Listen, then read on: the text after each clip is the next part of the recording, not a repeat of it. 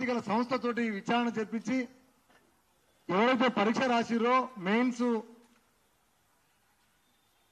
దాంట్లో 18 మంది ఎక్కువ రాసినటువంటి వాళ్ళు ఎవరు, వాళ్ళ ఎక్కడి నుంచి వచ్చినారు, ఏ రకంగా వచ్చిరో దాన్ని కూడా బయటకు తీయాల్సిందిగా శివరాజ సేన పక్షాన డిమాండ్ చేస్తూ ఈ గ్రూప్ 1 ఉద్యమానికి సంబంధించి మొదటి నుంచి నా వంతుగా నేను సహకారం వస్తూ ఉన్నా భవిష్యత్తులో ఇది ఏ పోరాటం చేసినా మీకు అండగా వెన్నుదన్నుగా ఉంటా అని చెప్పేసి మీకు ఎప్పటికీ తోడ్పాటు అందిస్తానని తెలియజేసుకుంటూ ఈ అవకాశం ఇచ్చిన మిత్రులకు సెలవు. ధన్యవాదాలు. థ్యాంక్ యూ అన్న. మేము ఎప్పుడు ఏ ప్రోగ్రాం తీసుకుంటా అన్న మాకు అండదండగా ఉంటానని మీరు భరోసా ఇచ్చినందుకు కృతజ్ఞతలు. అదేవిధంగా మీరు సూర్యాపేట సభలో కూడా అక్కడ వచ్చి మా ఆర్థిక ఇబ్బందులు చూసి అన్కండిషనల్గా ఆ రోజు మీరు చేసిన సాయం కూడా మాకు చాలా తోడ్పాటును అందించింది. అదేవిధంగా ఇప్పుడు అశోక్ సార్ని మాట్లాడవలసిందిగా కోరుతున్నాం.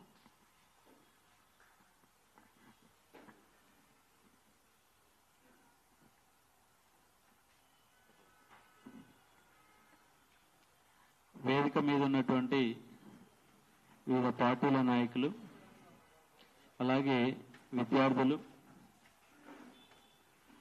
గ్రూప్ 1 అనేది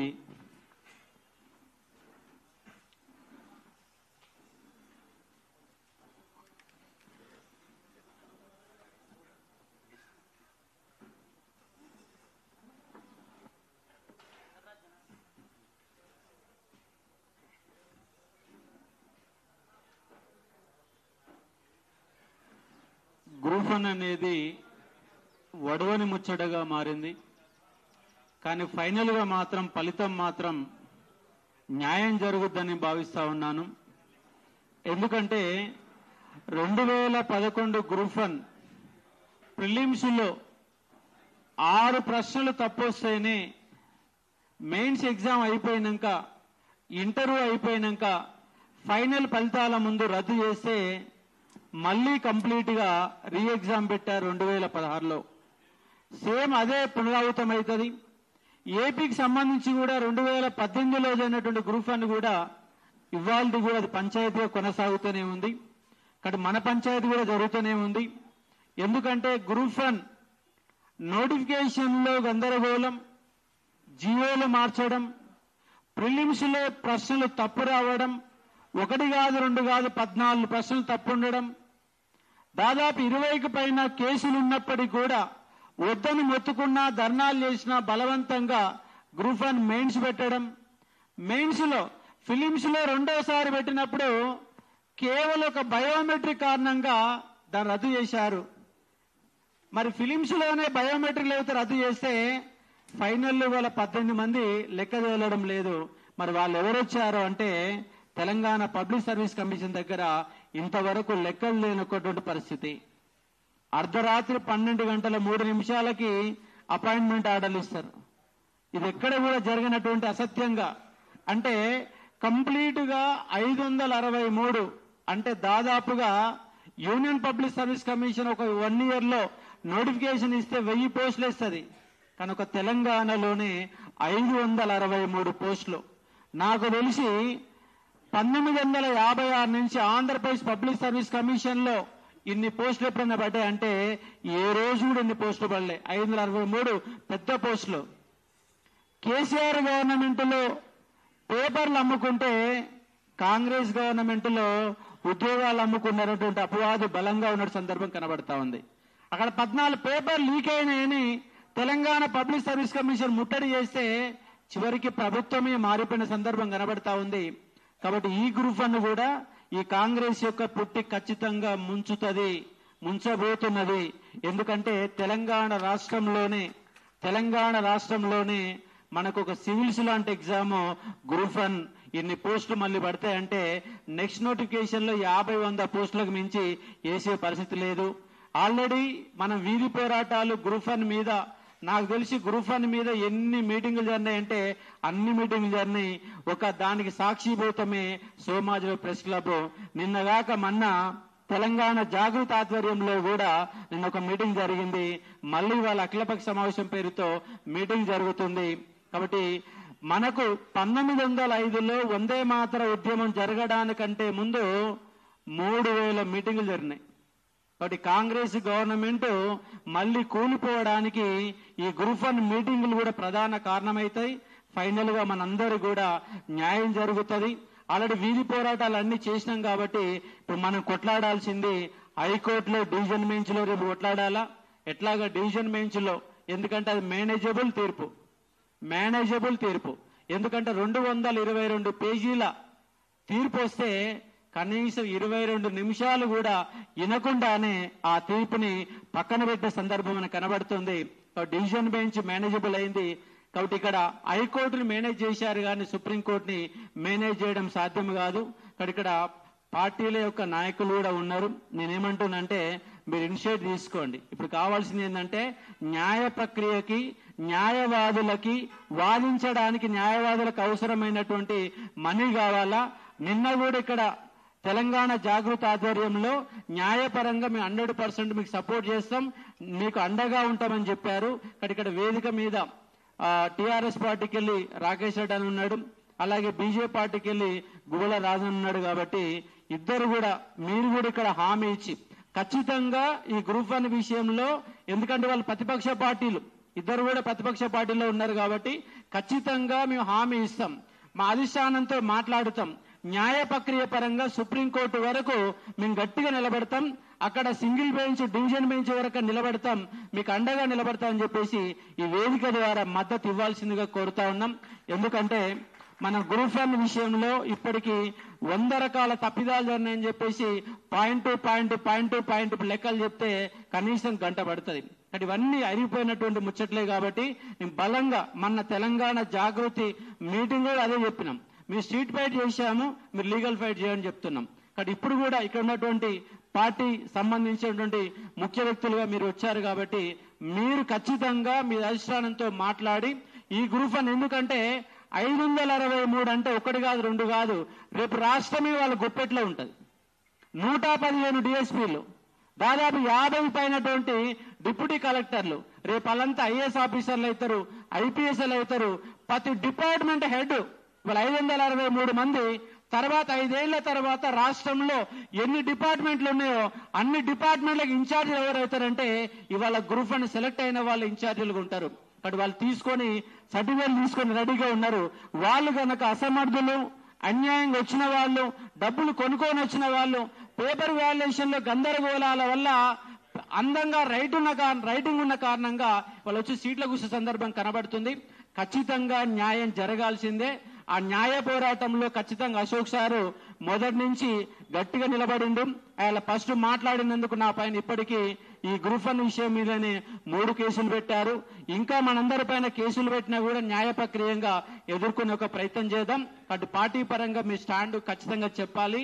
కాబట్టి అధిష్టానంతో మాట్లాడి విద్యార్థుల తరపున న్యాయం చేస్తారని నేను స్పష్టంగా చెప్తాను. కాబట్టి న్యాయ ప్రక్రియకు ఖచ్చితంగా అండగా నిలవాల్సిన బాధ్యత ఇవాళ టీఆర్ఎస్ పార్టీది, బీజేపీని, మరికొన్ని ప్రతిపక్షాల వాళ్ళు అండగా నిలబడితే ఖచ్చితంగా 563 మందికి న్యాయం జరుగుతుందని భావిస్తా ఉన్నాను.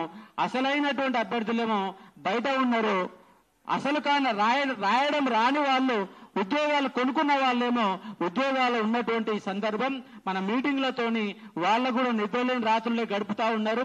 కాబట్టి ఫైనల్ గా వితిన్ ద తొందరలోనే మన కోర్టుల ద్వారా న్యాయం జరుగుతుందని చెప్పేసి భావిస్తా ఉన్నాను. ఈ వేదిక మీదకి చాలా రోజుల తర్వాత, ఎందుకంటే నిరుద్యోగులు పెట్టిన మీటింగులు అప్పుడప్పుడు సగం మందితో నిండిపోతున్నాయి. ఇలా మొట్టమొదటిసారిగా ఫుల్ సక్సెస్ గా వేదిక మీద ఫుల్ సక్సెస్ ఉన్నారు, వేదిక కింద ఫుల్ సక్సెస్ ఉన్నారు. కాబట్టి ఇక్కడ కెమెరా వాళ్ళు కూడా, మీడియా వాళ్ళు కూడా అక్కడ ఉన్నటువంటి కింద ఉన్నటువంటి అభ్యర్థులందరినీ ఒకసారి చూపెట్టండి. ఎందుకంటే ఉద్యోగం పొందిన వాళ్లకు నిజంగా ఇంతమంది వచ్చారా, ఇంకా ఉద్యమం ఉధృతంగా అవుతున్న సమాచారం వాళ్ళకి వెళ్ళాలి. కాబట్టి వాస్తవంగా ఈ వేదిక మీద కాకుండా రౌండ్ టేబుల్ లాగా పెట్టి ఉంటే ఇలా మన సక్సెస్ పెద్ద కనపడేది. కాబట్టి ఇప్పుడు ఆ కెమెరాస్ కంపల్సరీగా వాళ్ళ సైడ్ మొత్తం చూపించాల్సిందిగా కోరుతా ఉన్నాము. కాబట్టి ఖచ్చితంగా మనకు న్యాయం జరుగుతుంది. ఎవరు కూడా ఇవాళ చాలా మంది ఎంప్లాయీస్ ఉన్నారు కాబట్టి ఇదాకా రాలేకపోవచ్చు. ఖచ్చితంగా గ్రూప్ 1 లో న్యాయం జరుగుతుంది. ఇవాళ వేదిక మీద ఉన్నటువంటి చాలా మంది ఉద్యమకారులు, విద్యార్థి ఉద్యమకారులు వేదిక మీద ఉన్నారు, అలాగే పార్టీల నాయకులు ఉన్నారు, అందరూ కూడా యంగిస్ట్ ఉద్యమకారులు ఉన్నారు. కాబట్టి న్యాయం జరుగుతుందని చెప్పేసి భావిస్తున్నాను. Thank you. విద్యార్థులు ఇప్పటి వరకు స్ట్రీట్ ఫైట్ చేసి అలసిపోయారు. చేయవలసినటువంటి లీగల్ ఫైట్ కు వాళ్ళ కాడ కావాల్సినటువంటి ఆర్థికపరమైనటువంటి శక్తి లేదు. కాబట్టి పార్టీలన్నీ వాళ్ళు మాకు ఈ నిరుద్యోగులకు సహాయంగా ఉండాలని పార్టీలను కోరినటువంటి అశోక్ సార్కు ధన్యవాదాలు. సార్ మీరు చెప్పినట్టు రౌండ్ టేబుల్ సమావేశానికి అని మేము అన్నాం, కానీ అసలు వీళ్ళు ఇక్కడ ఎలక్షన్స్ జరుగుతున్నందున అసలు పర్మిషన్ ఇవ్వనంటే 2 రోజులు తిరిగి పర్మిషన్ తీసుకున్నాం. అది పరిస్థితి. అయితే ఇప్పుడు గంగాధర్ సార్ని మాట్లాడవలసిందిగా కోరుతున్నాం.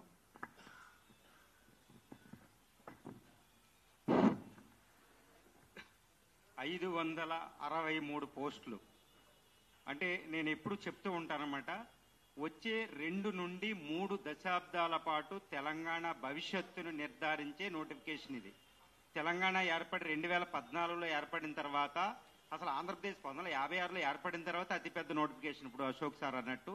ఎందుకంటే హిస్టరీ సార్ కాబట్టి ఆయనకు బాగా తెలుస్తుంది ఇది.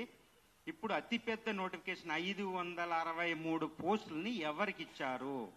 ఇప్పుడు అకార్డింగ్ టు ద కాన్స్టిట్యూషన్ లో ఏ ప్రొవిజన్ చూసినా, సహజ చట్టాలు నేచురల్ జస్టిస్ ప్రకారం చూసినా ఇప్పుడు ఇచ్చిన అపాయింట్మెంట్లు అనేవి అబ్జల్యూట్లీ రాంగ్ అండి. Absolutely wrong. అవి అపాయింట్మెంట్లు ఇవ్వడం తప్పు. అసలు అపాయింట్మెంట్లు ఎందుకు ఇచ్చారు అంటే నేను ఒకటే చెప్తున్నా. ఇప్పుడు విద్యార్థుల్లో వేల మంది ఏంటంటే నిరుత్సాహంగా ఉన్నారు. ఎందుకంటే అపాయింట్మెంట్లు ఇచ్చేశారు కదా, ఇంకా అయిపోయింది, ఇంకా మనం ఏమీ చేయలేమని ఒక రకమైన డ్యాంపెన్ అయిపోయింది స్పిరిట్. ఇప్పుడు మనం కావాల్సింది ఏంటంటే కాన్ఫిడెన్స్. మనం we have to keep on fighting అనమాట. ఫైట్ చేయాలి రాజ్యాంగం కోసం. రాజ్యాంగం రావడానికి ఎంతైతే ఫైటింగ్ జరిగిందో, ఇప్పుడు రాజ్యాంగం వచ్చిన తర్వాత దాన్ని నిలుపుకోవడానికి కూడా అదే ఫైటింగ్ జరగాలి. ఈ 563 పోస్టులు నేను ఒకటే చెప్తున్నానండి, I'm not afraid of anything. 563 పోస్టుల్ని అపాయింట్మెంట్ ఇవ్వడం it is a anti constitution. మీకు ఒకటి ఎగ్జాంపుల్ చెప్తాను. మైతి మణిపూర్ వైలెన్స్ మనం చూసాం, జెడ్ వైలెన్స్ మనం చూస్తున్నాం. మణిపూర్లో అక్కడ హైకోర్టు ఒక తీర్పు ఇచ్చిందండి. ఏమిచ్చిందంటే అక్కడ మైతి అనే ఒక డామినెంట్ వర్గానికి ఎస్టీ స్టేటస్ ఇవ్వమని స్టేట్ గవర్నమెంట్ డైరెక్ట్ చేసింది. చేయగానే అక్కడ వైలెన్స్ స్టార్ట్ అవుతే అక్కడ మైతి కుకీ వర్గంలో సయోధ్య కుదర్చడానికి హైకోర్టు తీర్పు చేంజ్ చేసుకుంది. తర్వాత నెక్స్ట్ ఏం చేసింది, సుప్రీంకోర్టు దాన్ని స్టే ఇచ్చింది. గుర్తుపెట్టుకోవాలి. ఏంటి అంటే నేను ఇక్కడ ఒకటి చెప్తాను. 1924లో ససెక్స్ కేసు అని ఒకటి జరిగింది బ్రిటన్లో. ఆ లార్డ్ హోవార్డ్ అనేది ఒక స్టేట్మెంట్ చెప్తారండి. ఆ స్టేట్మెంట్ అందరికీ ప్రపంచవ్యాప్తంగా ఉంటుంది, మన న్యాయ వ్యవస్థ కూడా అది వర్తిస్తుంది. అదేంటంటే not only to do the justice, it must be seen to be the done. అంటే జస్టిస్ చేయడమే కాదు, న్యాయం చేయడమే కాదు, న్యాయం చేసినట్టు కనపడాలి. 222 పేజీలు 222 పేజీలు అంటే ఇప్పుడు ప్రస్తుతం పబ్లిష్ అవుతున్న బుక్స్ అంతా ఈక్వల్ గా జస్టిస్ నామవరపు రాజేశ్వరరావు గారు ఒక అద్భుతమైన, నిజంగా చెప్పాలంటే ఒక న్యాయ చరిత్రలో ఒక అద్భుతమైన తీర్పు అని మనం చెప్పాలి. దాన్ని కేశవానంద భారతికి లేంటి కేసే అని చెప్పాలి. ఆయన ఓపిక మెచ్చుకోవాలి. విద్యార్థులందరూ నేను ఒకటే చెప్తున్నా ఫస్ట్ నుంచి, న్యాయ వ్యవస్థ నమ్మాలి, న్యాయ వ్యవస్థ నమ్మాలి. అప్పుడు ఎవరు లేరు, నేను చెప్తూ ఉన్నా, విద్యార్థులు నమ్మారు. ఫస్ట్ టైం రోడ్ల మీదకి రాకుండా న్యాయ వ్యవస్థ నమ్మితే దాన్ని గౌరవించి నామవరపు రాజేశ్వరరావు గారు ఓపికగా విని 3 నెలల పాటు విని 222 పేజీల తీర్పిస్తే తెలంగాణలో విద్యార్థులు, హండ్రెడ్స్ ఆఫ్ థౌజండ్స్ ఆఫ్ విద్యార్థులు అది గొప్ప తీర్పుగా పరిగణించారండి. కాబట్టి జస్టిస్ నామవరపు రాజేశ్వరరావు గారికి మనం ఈరోజు థ్యాంక్స్ చెప్పవలసింది. ఆ విషయంలో తిరుగులేదు. అది ఇలాంటి 222 పేజీల రిపోర్ట్ ఇచ్చిన ఫస్ట్ సింగిల్ బెంచ్ ఇచ్చింది. డివిజన్ బెంచ్లో ఇచ్చిన తీర్పుని తెలంగాణలో ఎవ్వరూ నమ్మడం లేదు. కాబట్టి ససెక్స్ కేసులో వచ్చిన జస్టిస్ చేయడమే కాదు, జస్టిస్ చేసినట్టు కనపడాలనేది లేదు. కాబట్టి వీఆర్ రిక్వెస్టింగ్. ఇప్పుడు ఏమిటంటే మన దగ్గర ఉన్నది ఏంటంటే న్యాయ వ్యవస్థ ఒకటే. ఈ రాజ్యాంగ వ్యవస్థలో వైలెన్స్కి స్థానం లేదు, ఏమీ లేదండి. మన రాజ్యాంగం ఉంది. డాక్టర్ బిఆర్ అంబేద్కర్ ఇంకా ప్రముఖులు రాసిన రాజ్యాంగం మన చేతిలో ఉంది. దానికి మించిన ఆయుధం లేదు. ప్రపంచం అంతా ప్రపంచంలో ఇలాంటి రాజ్యాంగ వ్యవస్థ లేదు, అందులో తిరుగులేదండి. అసలు అది అందులో నేను ఇంకా డెప్త్కి వెళ్ళాలంటే చాలా కష్టం. ఒక సజీవ సంస్కృతి నిగూఢంగా ఉందంటే డాక్టర్ బిఆర్ అంబేద్కర్ చెప్తారు. ఇప్పుడు మీకు బ్రిటన్లో 24 సంవత్సరాల పాటు ఆయన ఎందుకు చదివాడు అంటే ఆయనకే తెలియదు. మీకు ఒకటి చెప్తానమాట. ఆయన భార్య ఇక్కడ కుండలు తోముకుంటూ ఉంటుంది మహారాష్ట్రలో. ఆయనేమో ఎక్కడ వరల్డ్ ఫేమస్ ఆ యూనివర్సిటీలో చదువుతూ ఉంటాడు. పిల్లలు ఇక్కడ ఒక బాబు గంగాధర్ అనే ఒక బాలుడు చనిపోతాడు డాక్టర్ బిఆర్ అంబేద్కర్కి. ఎవరు ఊరుకోరు అనమాట.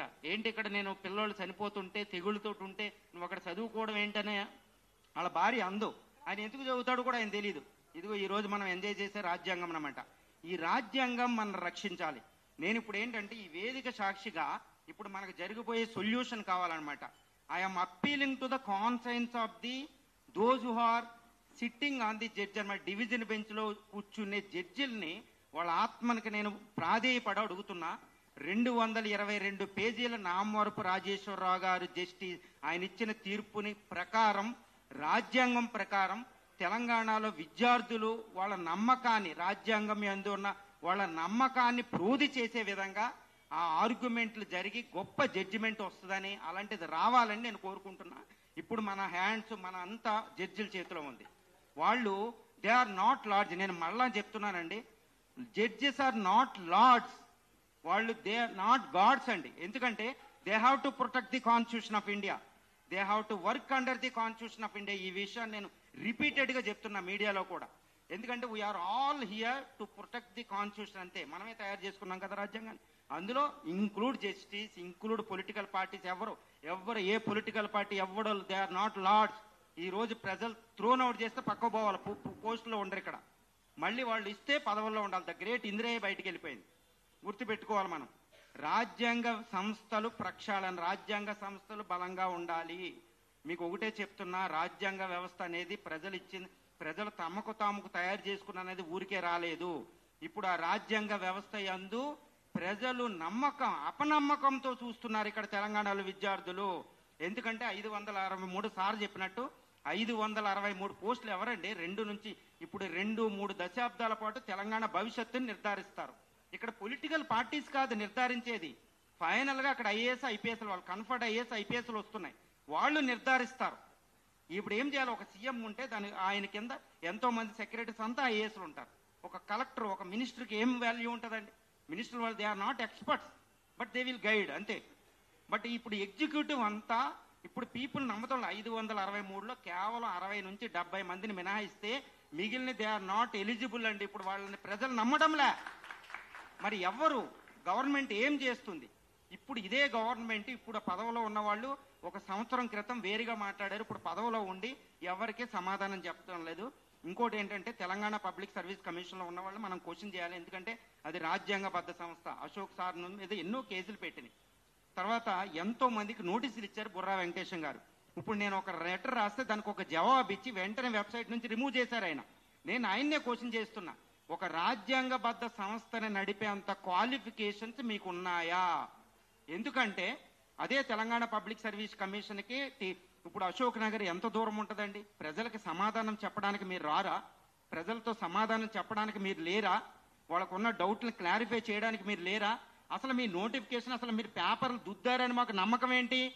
మీరు జడ్జిలకే పేపర్లు ఇవ్వలేదు, మీరు జడ్జి అడిగితేనే పేపర్లు ఇవ్వలేదు నామవరపు రాజేశ్వరరావు గారికి. అసలు మీరు పేపర్లు ఎవాల్యూట్ ఎక్కడ చేశారు? పక్క నెంబర్లు వేసుకున్నారు. స్టూడెంట్స్ డేటా చూసి టెక్నాలజీ ఉపయోగించి తీస్తున్నారు. మీరు టెక్నాలజీ లేదు, మీకు ఇష్టం వచ్చినట్టు 2 హాల్ టికెట్లు పెట్టుకున్నారు. అసలు పేపర్లే ఎవాల్యూట్ చేయలేదండి. అసలు పేపర్లు నాకు తెలుసు స్టూడెంట్స్. నేను ఒక ఎగ్జాంపుల్, లైవ్ ఎగ్జాంపుల్ చెప్తున్నా. ఒక స్టూడెంట్ ఉంటే అబ్బాయి టెస్ట్ సిరీస్ రాసిస్తే నీకు ఈ సంవత్సరం రాదు, నెక్స్ట్ ప్రిపేర్ అవ్వు, వెళ్ళి జాయిన్ అయిపో అని చెప్పా ఒక ఎస్ఐకి. ఆయన ఈరోజు డిఎస్పీ. ఆయన ఎందుకు అయ్యాడో నాకు తెలీదు. ఇలా 100 మంది ఉన్నారు. అశోక్ నగర్ నుంచి అసలు స్టూడెంట్లే లేరు.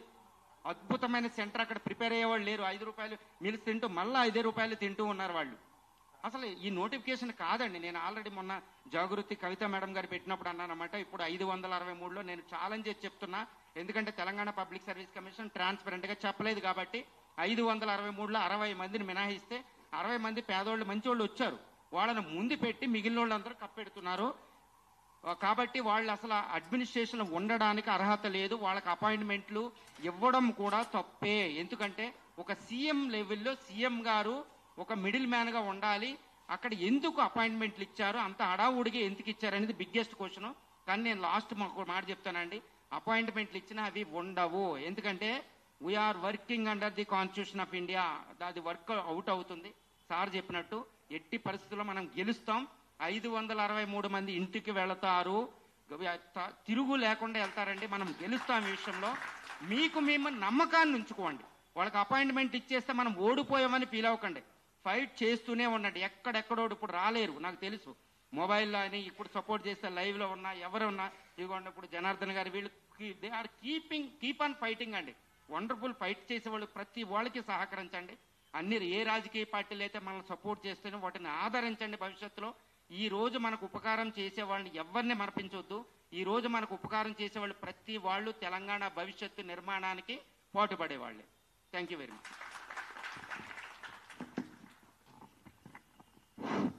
563 ఉద్యోగాలు వచ్చినటువంటి వాళ్ళల్లో అందరూ దొంగలు లేరు, కానీ దొంగలు మాత్రం వాళ్ళు ఉన్నారు. నిజమైనటువంటి వాళ్ళు యువతల ఇక్కడ షెడ్లలో రోజు 5 రూపాయల భోజనం తింటూ కొట్లాడుతున్నారని చెప్తూ సాయం చేసినటువంటి వాళ్ళను మర్చిపోవద్దు. సాయం చేయనటువంటి వాళ్ళు ముందుకొచ్చి సాయం చేయమని చెప్పినటువంటి గంగాధర్ సార్కు కృతజ్ఞతలు.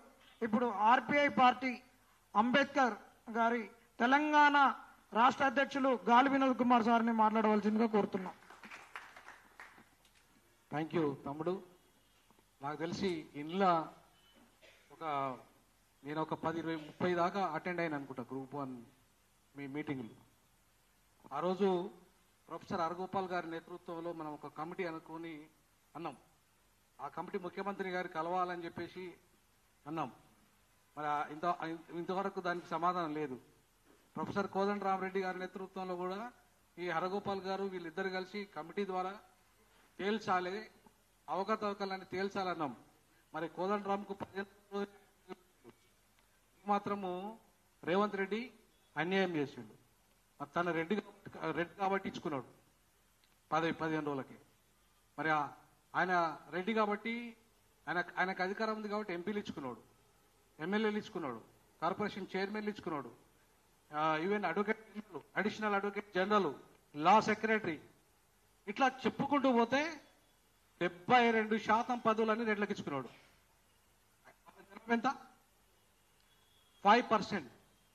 72% పదవులు ఇచ్చుకోవడము రాజ్యాంగబద్ధమేనా? రేవంత్ రెడ్డికి ఆ సీట్లో కూర్చునే అర్హత. మరి ఎందుకు మీరు నేతృత్వంలో అసెంబ్లీ ముట్టడి చేయడం? ఎందుకు మీరు శ్రీలంక తరహాలో పోరాటం చేయడం లేదు? ఏమడ్డం అంటున్నా? ఎవడయ్యే జాగిరది ఈ తెలంగాణ? ఎవడయ్యే జాగిరి? ఎవడు తెచ్చాడు ఈ తెలంగాణను? రేవంత్ రెడ్డిని ఉరికిచ్చి ఉస్మానియాను తరిమినాం. తెలుగుదేశం పార్టీలో ఉన్నాడు నాగం జనార్దన్ రెడ్డి, లాగు బలకొట్టినాం. ఒక ప్రొఫెసర్ అయి ఉండి ఉరికిచ్చి కొట్టినాం. మరి మీకు దమ్ములేవా? కోదండరామరెడ్డి లాగు బల్ల కొట్టండి, ఇంటి ముట్టడి చేయండి. మరి బాబు జాగిరా ఏమన్నా? ఇవాళ మీ మీద మీ పోరాట ఫలితంగా వచ్చిన తెలంగాణ జేఏసీ పేరు మీద ఆయన ఉద్యమం చేయొచ్చు కాక నేను దాన్ని స్వాగతిస్తా. కానీ మీకు అన్యాయం జరిగినప్పుడు కూడా ఉద్యమం చేయాలి కదా, రావాలి కదా. ఏం రిటైర్మెంట్ దాకా ఉన్నావు కదా అందులో, నువ్వు 60 ఏళ్ళు రిటైర్మెంట్ దాకా ఉన్నావు. నేను ఇంకా 12 సంవత్సరాల ముందు రాజీనామా చేసి వచ్చిన. ఏమి ఉద్యోగానికి 3 లక్షల ఉద్యోగానికి రాజీనామా చేసి మీకోసం ఉద్యమంలోకి వచ్చిన ఆయన 60 ఏళ్ళు ఉద్యమం చేసుకుంటూ కూడా జీతం తీసుకున్నాడు కదా. మరి అటువంటి వాడు రాజీనామా చేస్తే పోయేదేముందంటున్నాం. ఎమ్మెల్సీ పదవి మీకోసం రాజీనామా చేసి చరిత్రలో నిలబడాలి కదా కోదండరామరెడ్డి. ఎందుకు నిలబడతలేడు? ఎందుకు నైతిక బాధ్యత వహిస్తలేడు? మీరెందుకు అడగతలేరు? ఇవాళ నేను అడుగుతున్న ఈ సందర్భంగా మీకు న్యాయ పోరాటంలో ఇప్పుడు హైకోర్టు న్యాయవాదిగా కూడా ఉన్నా. నేను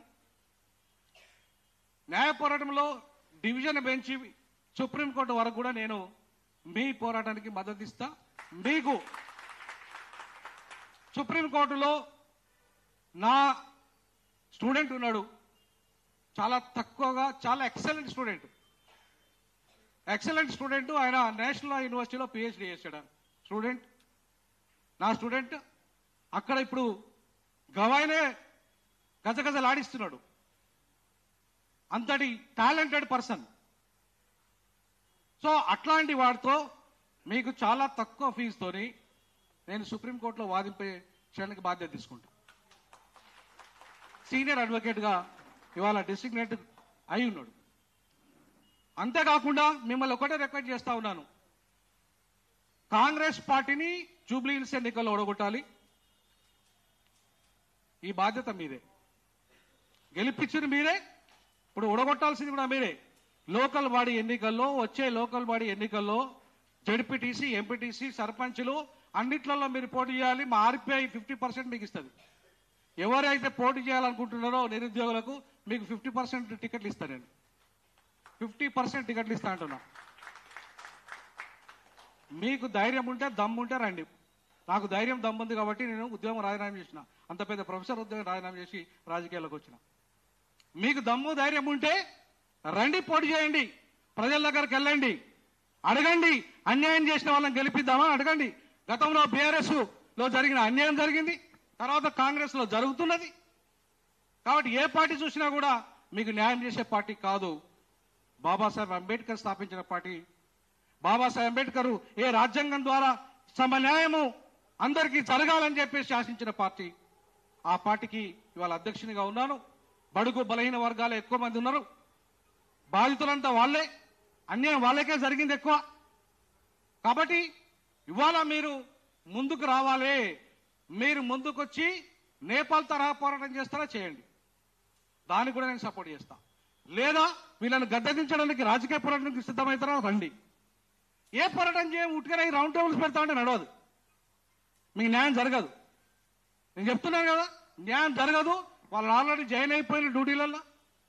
రేపు కోర్టులో ఏమంటుతాయంటే ఇక జాయిన్ అయిన తర్వాత ఏం చేయగలుగుతాం, ఏంటిది పరిస్థితి అని చెప్పి దాని మీద చేయాలంటే చాలా పెద్ద పోరాటం చేయాలి. ఉద్యోగాలు పోయిన 26,000 ఉద్యోగాలు తీసేసిన డిఎస్సి పోస్టులు వెస్ట్ బెంగాల్లో, అవునా కదా? అట్లాగే కాకతీయ విశ్వవిద్యాలయంలో 16 మంది ప్రొఫెసర్లను తీసి పడేసారు, అవకతవకలు జరుగుతాయి అపాయింట్మెంట్లలో. అంతేకాకుండా చాలా దేశంలో చాలా కేసులు ఉన్నాయి, ఉద్యోగాలు పోయిన కేసులు ఉన్నాయి. మీరు భయపడాల్సిన అవసరం లేదు. ఆ విషయంలో కూడా 563 పోస్టులలో ఎక్కడైతే అవకతవకలు జరిగినాయి వాళ్ళందరినీ తీసేయాల్సిందే.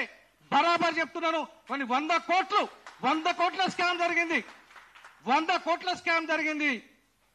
బరాబర్ చెప్తున్నాను నేను ఇవాళ సందర్భంగా. ఈ స్కామ్ ను, ఆ 100 కోట్ల స్కామ్ ను బయట తీయాల్సిన అవసరం ఉంది. అనర్హులకు ఎవరైతే ఉన్నారో, పాపం అర్హులు కొంతమంది ఉన్నారు, అందులో అర్హులు కొంతమంది ఉన్నారు, వాళ్ళ సొంత అర్హతతోనే వచ్చిండ్రు. వాళ్ళు కాకుండా ఎవరైతే అనర్హులు ఉన్నారో, ఎవరైతే డబ్బులు పెట్టి పోస్టులు కొన్నారో, ఏ సామాజిక వర్గాలకైతే చంద్రబాబుతో కుమ్మక్కై రేవంత్ రెడ్డి అమ్ముకున్నాడో పోస్టులన్నీ, వాళ్ళందరి విషయాలు బయట తీయాల్సిన అవసరం ఉంది. అది మీ వల్లనే సాధ్యం, మీ పోరాటాల వల్లనే సాధ్యం. న్యాయ పోరాటంగా అండగా ఉంటాం, ప్రజా పోరాటంలో అండగా ఉంటాం, రాజకీయ పోరాటంలో కూడా అండగా ఉంటాం. ఆర్పీఐ పార్టీ ఇవాళ మీకు అండగా ఉంటుంది ఖచ్చితంగా. నేను ఆస్మా కూడా చెప్పాను, జూబ్లీ హిల్స్ ఎన్నికల్లో పోటీ చేస్తావా బిడ్డ, నీకు టికెట్ ఇస్తానని చెప్పడం జరిగింది. మీ అందరి ముందు చెప్తున్నాను, ఒక ముస్లిం బిడ్డ, ఒక ఆడపిల్ల, అనాథ బిడ్డ పాపం, ఇల్లు కూడా సరిగా కట్టలేదు, నీళ్లు కారుతాయి. ఆమె వీడియో చూసారా? నేను ఆమె వీడియో చూసిన తర్వాత నేను డిసైడ్ అయినా, బిడ్డ నీలాంటి వాళ్ళని అసెంబ్లీ పంపడానికే ఆర్పీఐలకు నేను వచ్చిన బిడ్డ, నువ్వు రా బిడ్డ ముందుకు రా అని చెప్పాను నేను. మరి మీరందరూ ఆ అమ్మాయిని బలపరుస్తారా? చెప్పండి, నేను టికెట్ ఇవ్వడానికి రెడీగా ఉన్నా. ఆ అమ్మాయిని మీరు బలపరుస్తారా? గెలిపిద్దాం, అసెంబ్లీ పంపిద్దాం. ఆ బిడ్డ కోసం చేస్తుంది, అసెంబ్లీలో దడదడలాడుస్తుంది. మీకు జరిగిన అన్యాయాన్ని కూడా ఆ బిడ్డ అసెంబ్లీలో మాట్లాడగలిగే దమ్మున్న బిడ్డ.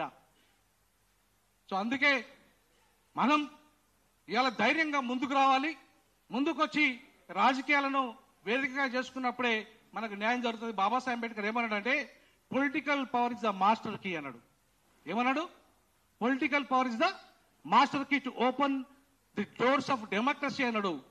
అది either it is executive, or it is judiciary, or it is politics. కాబట్టి ఏదానికైనా పొలిటికల్ పవర్ అనేది కావాలన్నా వద్దా? సో మీరు అసెంబ్లీలో మాట్లాడాలి, పార్లమెంట్లో మాట్లాడాలి, మీరు జడ్పీలో మాట్లాడాలి, మండల పరిషత్లో మాట్లాడాలి, ఇష్యూస్ మీరు గ్రామ పంచాయతీలో మాట్లాడాలి. సో కాబట్టి నిరుద్యోగులైన వాళ్ళంతా కూడా దయచేసి ఈ ఎన్నికలను ఒక ఆయుధంగా వాడండి. మీకు అండగా ఆర్పీఐ ఉంటుంది. ఆర్పీఐ కాదు, అన్ని పార్టీలు ఉంటాయి, ప్రతిపక్ష పార్టీలు. సో కాబట్టి ఖచ్చితంగా న్యాయ పోరాటానికి హైకోర్టులోను సుప్రీంకోర్టులోను నేను సంపూర్ణ మద్దతు ఇస్తాను, మీకు అండగా నిలబడతాను. అధైర్యపడాల్సిన అవసరం లేదు. అన్యాయం జరిగిన అన్యాయాల మీద పోరాటం చేసుకుంటూనే వచ్చిన నా జీవితకాలం అంతా, ఇప్పుడు కూడా పోరాటం చేస్తాం. కాబట్టి ఆ విషయంలో చేస్తూనే మీరు రాజకీయ పోరాటం కూడా చేయండి దయచేసి. నేను అది కూడా మిమ్మల్ని రిక్వెస్ట్ చేస్తా ఉన్నా. ఎంత మేరకు రాజకీయాలు ఇంట్రెస్ట్ ఉన్న వాళ్ళంతా మీరు ఒక్క ఓటు వచ్చిన చాలు, మీ ఓటు మీకు వచ్చిన చాలు, మీరు విజయం సాధించినట్టే. మీకు ఒక్క ఓటు వచ్చినా సరే, నేను అంటున్నా ఈ సందర్భంగా, నేను ఎంపీగా పోటీ చేశానండి వరంగల్లో 2015లో. నేను పైసలు ఉన్నాయా బాగా నా దగ్గర? ఇక మా స్టూడెంట్కి తెలుసు నా దగ్గర ఏముంటుంది అనేది. కోట్లు తప్ప, ఈ కోట్లు తప్ప ఏ కోట్లు ఉండే నా దగ్గర? బాబాసాహెబ్ అంబేద్కర్ లాగా నాకు కోట్లు ఉంటాయి తప్ప ఒరిజినల్ కోట్లు ఉండవు. సో కాబట్టి ఇవాళ మీరు భయపడద్దు దయచేసి. భయపడితే ఎవడైనా భయపెట్టిస్తాడు. మనం ఎంతకాలం భయపడదాం చెప్పండి? నేపాల్లో భయపడ్డరా? శ్రీలంకలో భయపడ్డరా? మరి మీరెందుకు భయపడతారు?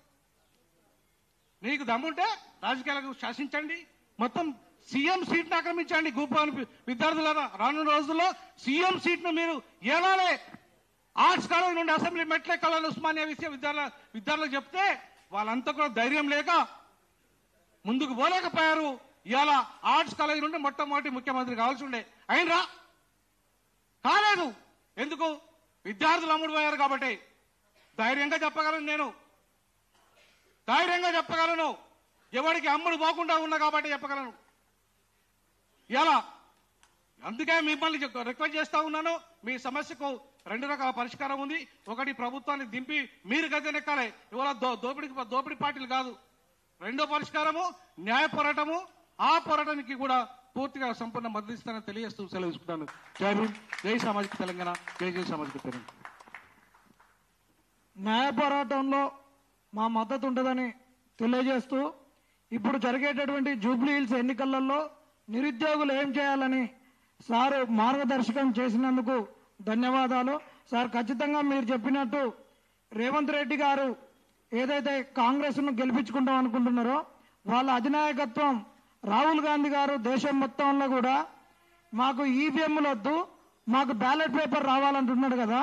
మనం ఏం చేద్దామంటే, అక్కడ మరి మోడీతో కొట్లాడి తెచ్చుకుంటాడో తెచ్చుకోవడో లేదు కానీ, అక్కడ న్యాయ పోరాటంలో మనందరం నామినేషన్ వేసి ఒక 300 మందిని ఆయన అనుకున్నట్టు మనం బ్యాలెట్ పేపర్ తీసుకొచ్చి మనం సవాల్ విసురుతాం. రేవంత్ రెడ్డి, మీ రాహుల్ గాంధీ అన్నట్టు మేము బ్యాలెట్ పేపర్ తోటి ఎన్నికలకు మీకు సహకరిస్తాం, దమ్ముంటే గెలిచి చూపి అని మేము నిరుద్యోగులుగా సవాల్ విసురుతున్నాం. ఇప్పుడు రాకేష్ రెడ్డి అన్నట్టు మాట్లాడవలసిందిగా కోరుతున్నాం.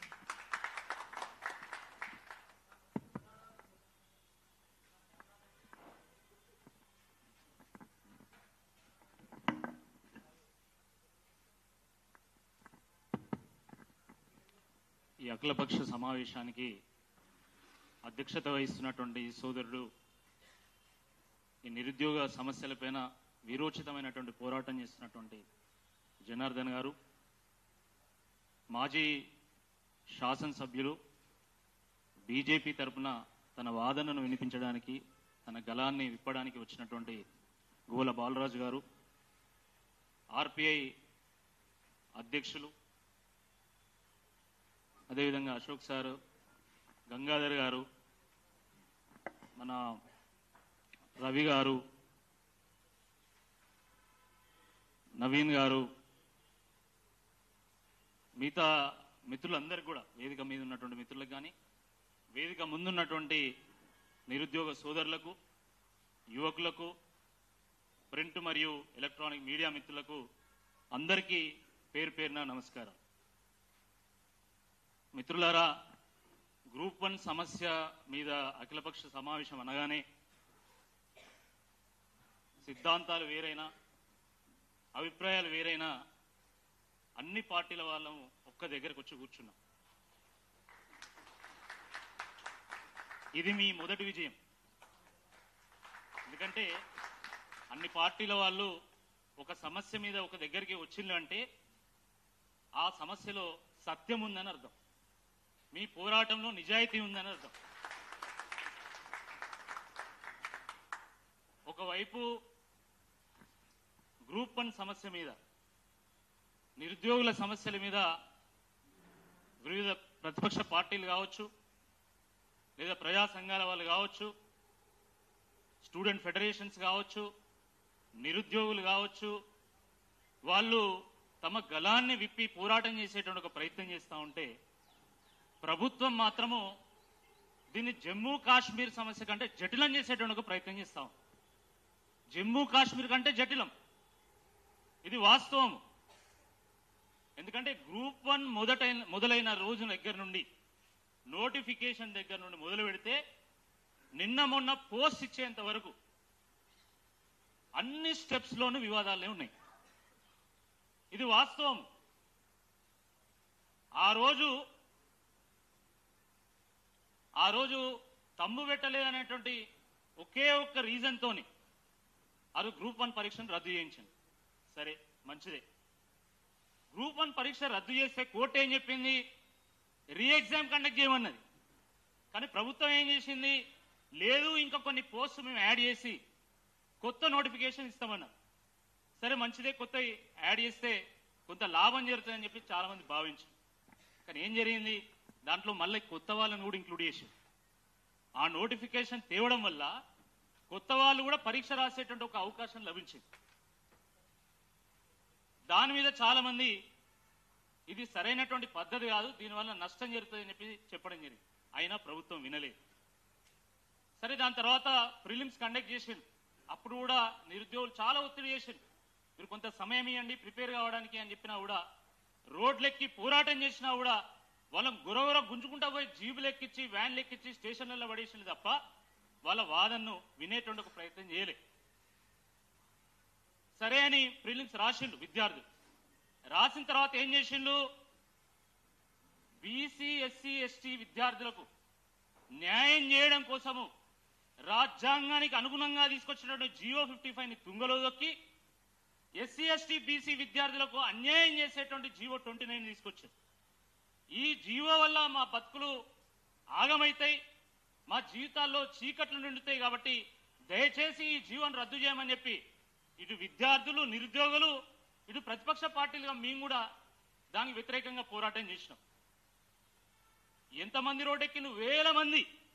వేల మంది రోడ్డెక్కి సామాజిక న్యాయానికి వ్యతిరేకంగా, రాజ్యాంగ ప్రాథమిక సూత్రాలకు వ్యతిరేకంగా ఈ ప్రభుత్వం వ్యవహారం చేస్తా ఉంది. దీన్ని రద్దు చేయాలి, ఎట్టి పరిస్థితిలో కేసీఆర్ గారు తీసుకొచ్చినటువంటి జియో 55 తీసుకురావాలని చెప్పి నెత్తి నోరు మొత్తుకున్నా కూడా ప్రభుత్వం వినలేదు. సరే, అయినా కూడా భరించింది. దాని తర్వాత ఏం చేసిండ్రు? ప్రిలిమ్స్ కి 1:50 కాదు 1:100 పిలవమంటే లేదు, 1:50 మేము పిలుస్తామని చెప్పి మొండికేసి మరి 1:15 పిలిచింది. అది అయిపోయింది. మెయిన్స్ రాసిన తర్వాత ఫలితాలు ఇచ్చిండు. అక్కడ మొదలైంది అసలు కథ. ఈ ఫలితాలు ఇవ్వగానే ఈ జనార్దన్ నాకు ఫోన్ చేశాడు, అన్న ఈ ఫలితాలంతా గందరగోళంగా ఉన్నాయి, మనం అందరం కూడా ఒక సమావేశం కావాలి అని చెప్పి ఇదే సోమాజి కూడా ప్రెస్ క్లబ్ పిలిచాం. సరేనా, ఎందుకంటే పాపం ఈ సమస్యల మీద నిత్యం అధ్యయనం చేస్తూ ఉంటాడు, ఈ అందరినీ ఊడగొట్టి పోరాటం కూడా చేస్తూ ఉంటాడు, కాబట్టి ఈయన మాట్లాడింది ఏదో ట్రూత్ అయి ఉంటుంది అని చెప్పి నేను ఒకసారి మొత్తం రిజల్ట్స్ అన్ని చూసిన. ఎంత ఘోరం అది, ఎంత అన్యాయం అది. తెలుగు మీడియం వాళ్ళు 40% మంది రాస్తే కేవలం 8-9% మంది మాత్రమే క్వాలిఫై అవుతారా? అంటే తెలుగు మీడియం చదువుకున్నాడు అక్కర్రాడా? తెలుగు భాష కోసం, తెలుగు ఆత్మ గౌరవం కోసం పోరాటం చేసినటువంటి గడ్డ ఈ తెలుగు గడ్డ. తెలంగాణ యాస కోసం, తెలంగాణ భాష కోసం ఢిల్లీ మెడలు వంచినటువంటి ప్రాంతం ఈ తెలంగాణ ప్రాంతం.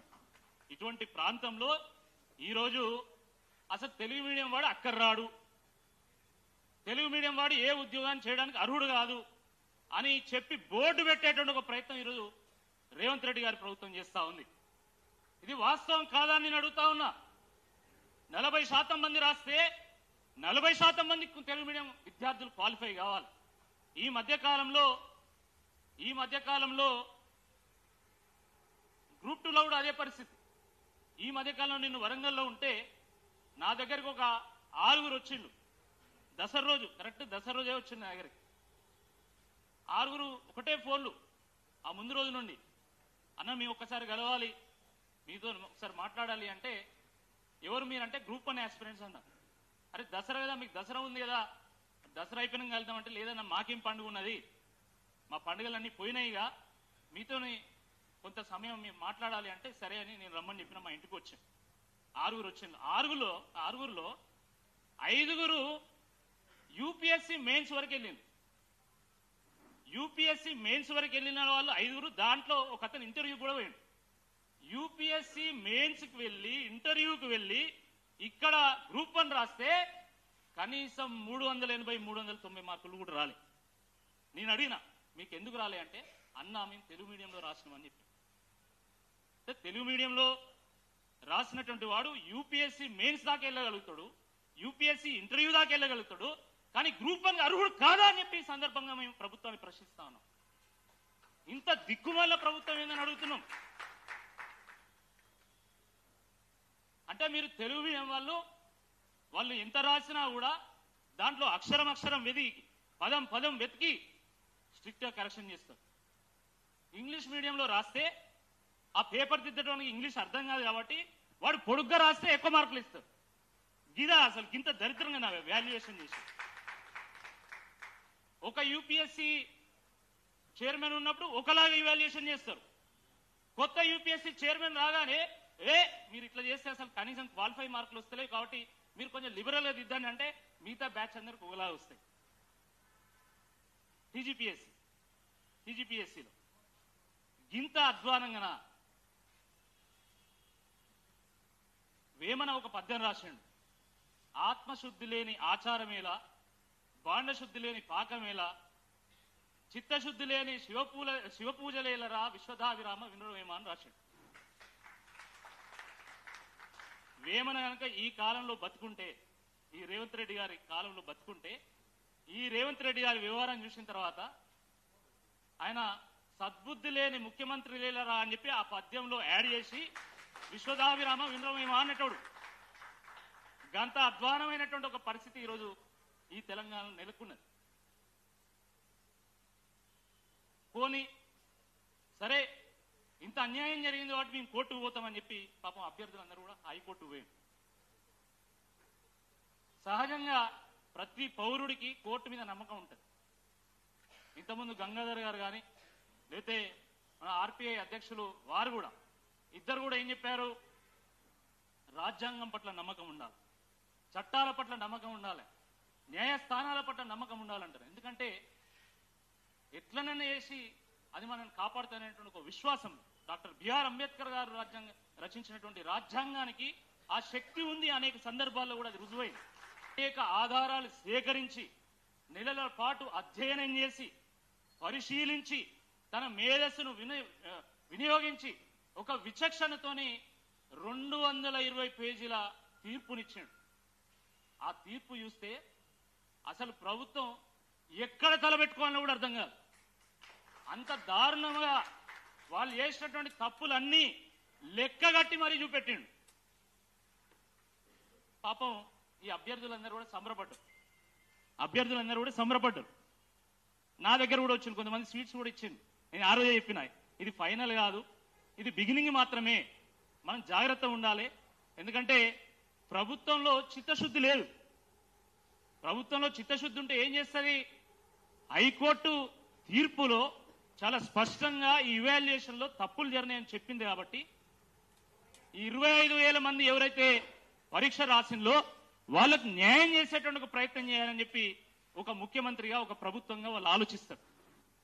కానీ ఈరోజు వాళ్ళు అలా ఆలోచించేటువంటి ఒక ఆస్కారం లేదు కాబట్టి తప్పకుండా వాళ్ళు డివిజన్ బెంచ్కు వెళ్తారని చెప్పి మేము చెప్పడం జరిగింది.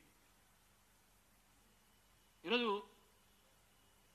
కోర్టుల్లో కూడా ఏం జరుగుతుందో ఒకసారి నిజంగా మనం గమనించాలి. కోర్టులను ఎదిరించేంత గొప్పవాళ్ళు మనం కాదు, అంత మేధస్సు మనకు లేదు. కానీ కోర్టులో కూడా ఏం జరుగుతుందో ఒక్కసారి మనం గమనించాలి. ఇదే రేవంత్ రెడ్డి గారు ముఖ్యమంత్రి స్థాయిలో తాను సభలో మాట్లాడుతూ గ్రూప్ 1 మీద పడ్డటువంటి కేసులన్నింటినీ నేను తుంగలో దొక్కిస్తా అన్నాడు. అన్నాడా లేదా? అన్నాడు. 24వ తారీఖు మన గ్రూప్ 1 మీద డివిజన్ బెంచ్ లో తీర్పు రావాలి. హియరింగ్ ఉంది సార్, తీర్పు కాదు, హియరింగ్ ఉంది.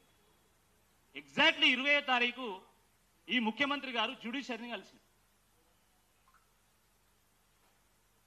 అసలు ఈ టైమింగ్ మీద చాలా మందికి అనుమానాలు ఉన్నాయి. కానీ ఇంతకంటే ఏం చెప్పాను. ఎందుకంటే న్యాయస్థానంతో కొట్లాడే శక్తి మనకు లేదు. న్యాయస్థానాన్ని తప్పుపట్టేంత స్థాయి మనది కాదు. కాబట్టి ఆ టైమింగ్ మీద ఈరోజు సర్వత్రా చర్చ జరుగుతుంది. చర్చ జరిపేటోడు ఆల్తుఫాల్తోడు కాదు.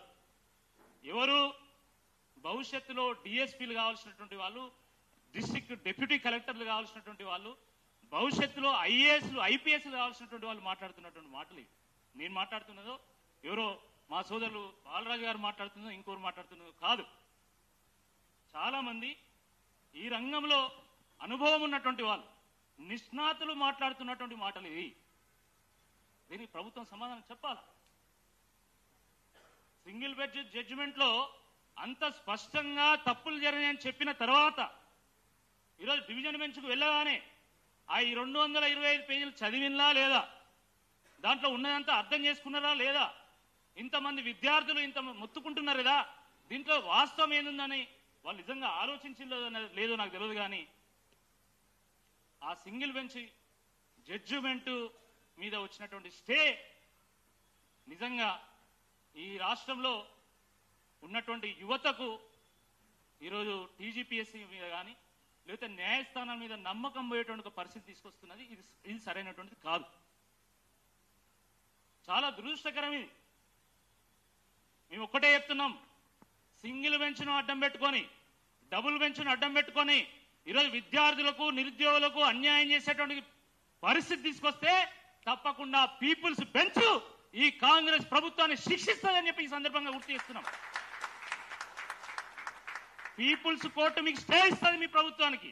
పీపుల్స్ కోర్టే ఈ ప్రభుత్వాన్ని డిస్మిస్ చేస్తుంది అనేటువంటి వాస్తవాన్ని కూడా గుర్తుపెట్టుకోవాలా. ప్రజాస్వామ్యంలో ప్రజలు తెలుసుకుంటే ఏ ప్రభుత్వమైనా భూస్థాపితం కావాల్సిందే.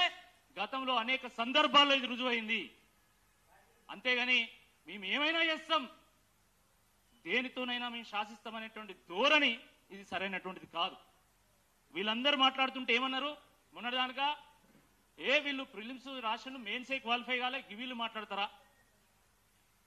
ఈ పార్టీలకు ఏం పని లేదు, ఇక ఊకే వీళ్ళు రాగానే ఇక మావాడు మొన్న ఎట్లా మాట్లాడి చూసేదా అద్దంకి దయాకర్ గారి మీద, అట్లా వీళ్ళు తిరగబడతాను. అసలు వీళ్ళు ఏంది అని మాట్లాడింది. సరే వాళ్ళు ఏంది అనే సంగతి కొంచెం పక్కన పెడదాం.